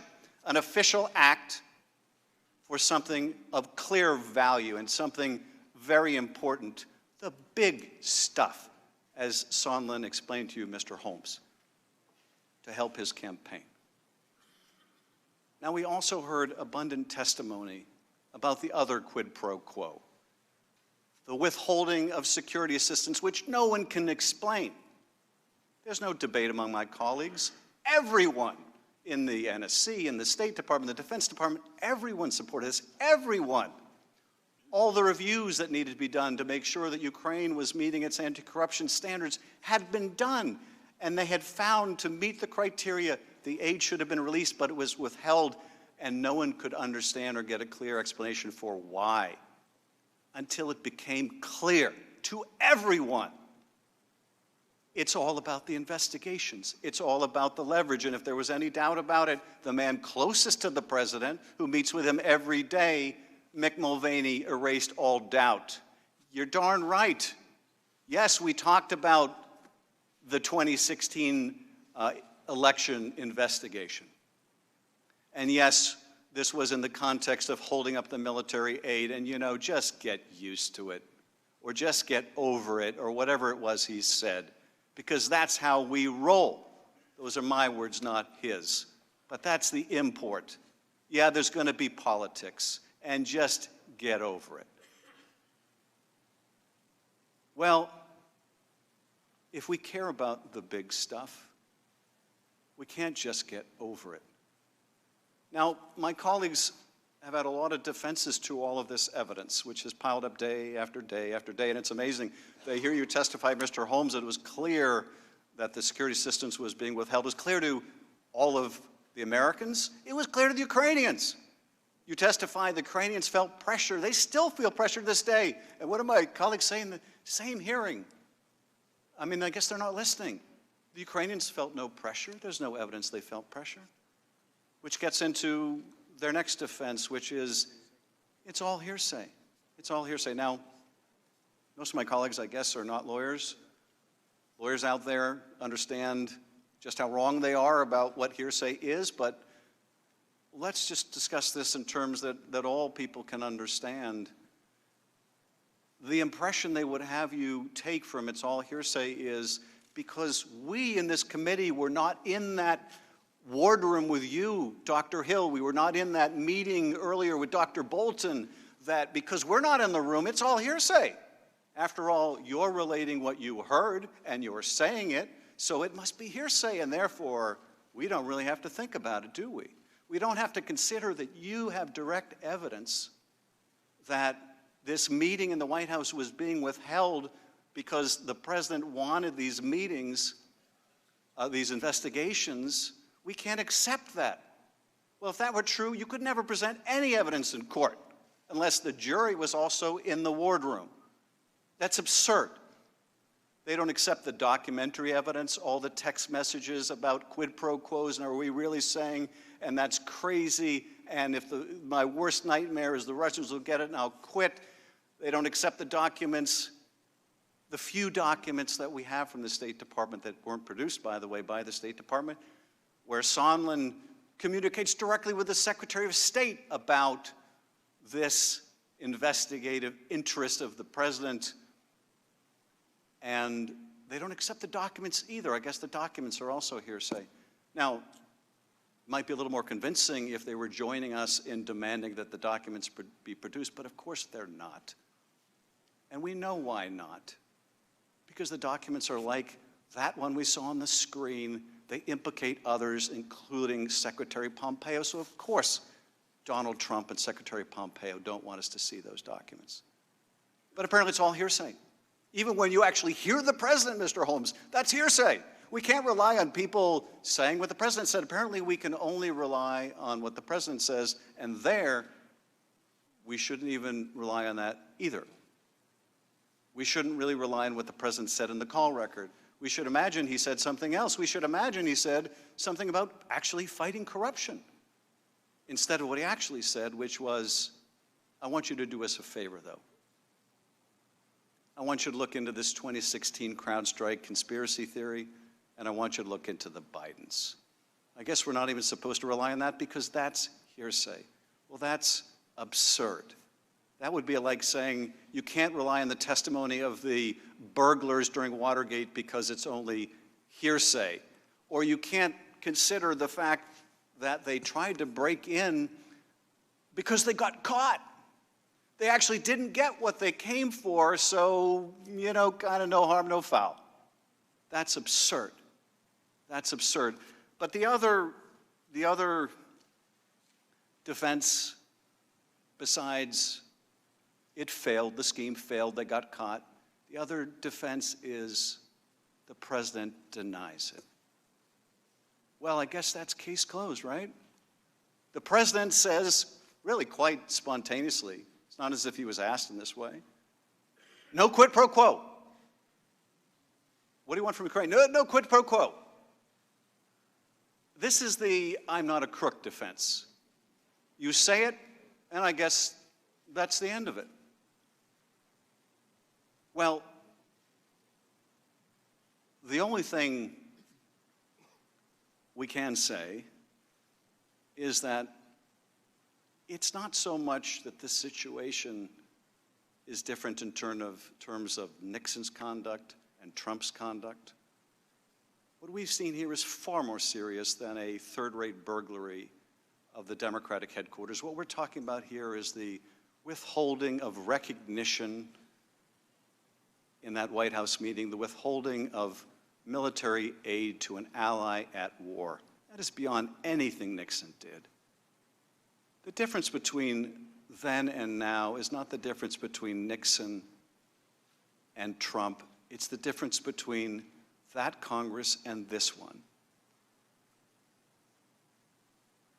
And so we are asking, where is Howard Baker? Where is Howard Baker? Where are the people who are willing to go beyond their party, to look to their duty? I was struck by Colonel Vinsman's testimony because he said that he acted out of duty. What is our duty here? That's what we need to be asking, not using metaphors about balls and strikes or our team and your team. I've heard my colleagues use those metaphors. This should be about duty. What is our duty? We are, and this gets to Mr. Heck's point, we are the indispensable nation. We still are. People look to us from all over the world. Journalists from their jail cells in Turkey, the victims of mass extrajudicial killing in the Philippines, people who gathered in Tahrir Square wanting a representative government, people in China who are Uyghurs, people in Ukraine who want a better future. They look to us. They're not going to look to the Russians. They're not going to look to the Chinese. They can't look to Europe with all its problems. They still look to us, and increasingly they don't recognize what they see. Because what they see is Americans saying, don't engage in political prosecutions. And what they say back is, oh, you mean like the Bidens and the Clintons that you want us to investigate? What they see, they don't recognize. And that is a terrible tragedy for us, but it's a greater tragedy for the rest of the world. Now, I happen to think that when the founders provided a mechanism in the Constitution for impeachment, they were worried about what might happen if someone unethical took the highest office in the land and used it for their personal gain and not because of deep care about the big things that should matter, like our national security and our defense and our allies and what the country stands for. I happen to think that's why they put that remedy in the Constitution. And I think we need to consult our conscience and our constituents and decide whether that remedy is appropriate here, whether that remedy is necessary here. And as you know, notwithstanding what my colleague said, I resisted going down this path for a long time, but I will tell you why I could resist no more. And it came down to this. It came down to timing. It came down to the fact that the day after Bob Mueller testified, that Donald Trump invited Russian interference. Hey, Russia, if you're listening, come get Hillary's emails. And later that day, they tried to hack her server. The day after he testified that not only did Trump invite that interference, but that he welcomed the help in the campaign, they made full use of it, they lied about it, they obstructed the investigation into it, and all this is in his testimony and his report. The day after that, Donald Trump is back on the phone asking another nation to involve itself in another U.S. election. That says to me, this president believes he is above the law, beyond accountability. And in my view, there is nothing more dangerous than an unethical president who believes they are above the law. And I would just say to people watching here at home and around the world, in the words of my great colleague, we are better than that. Adjourned.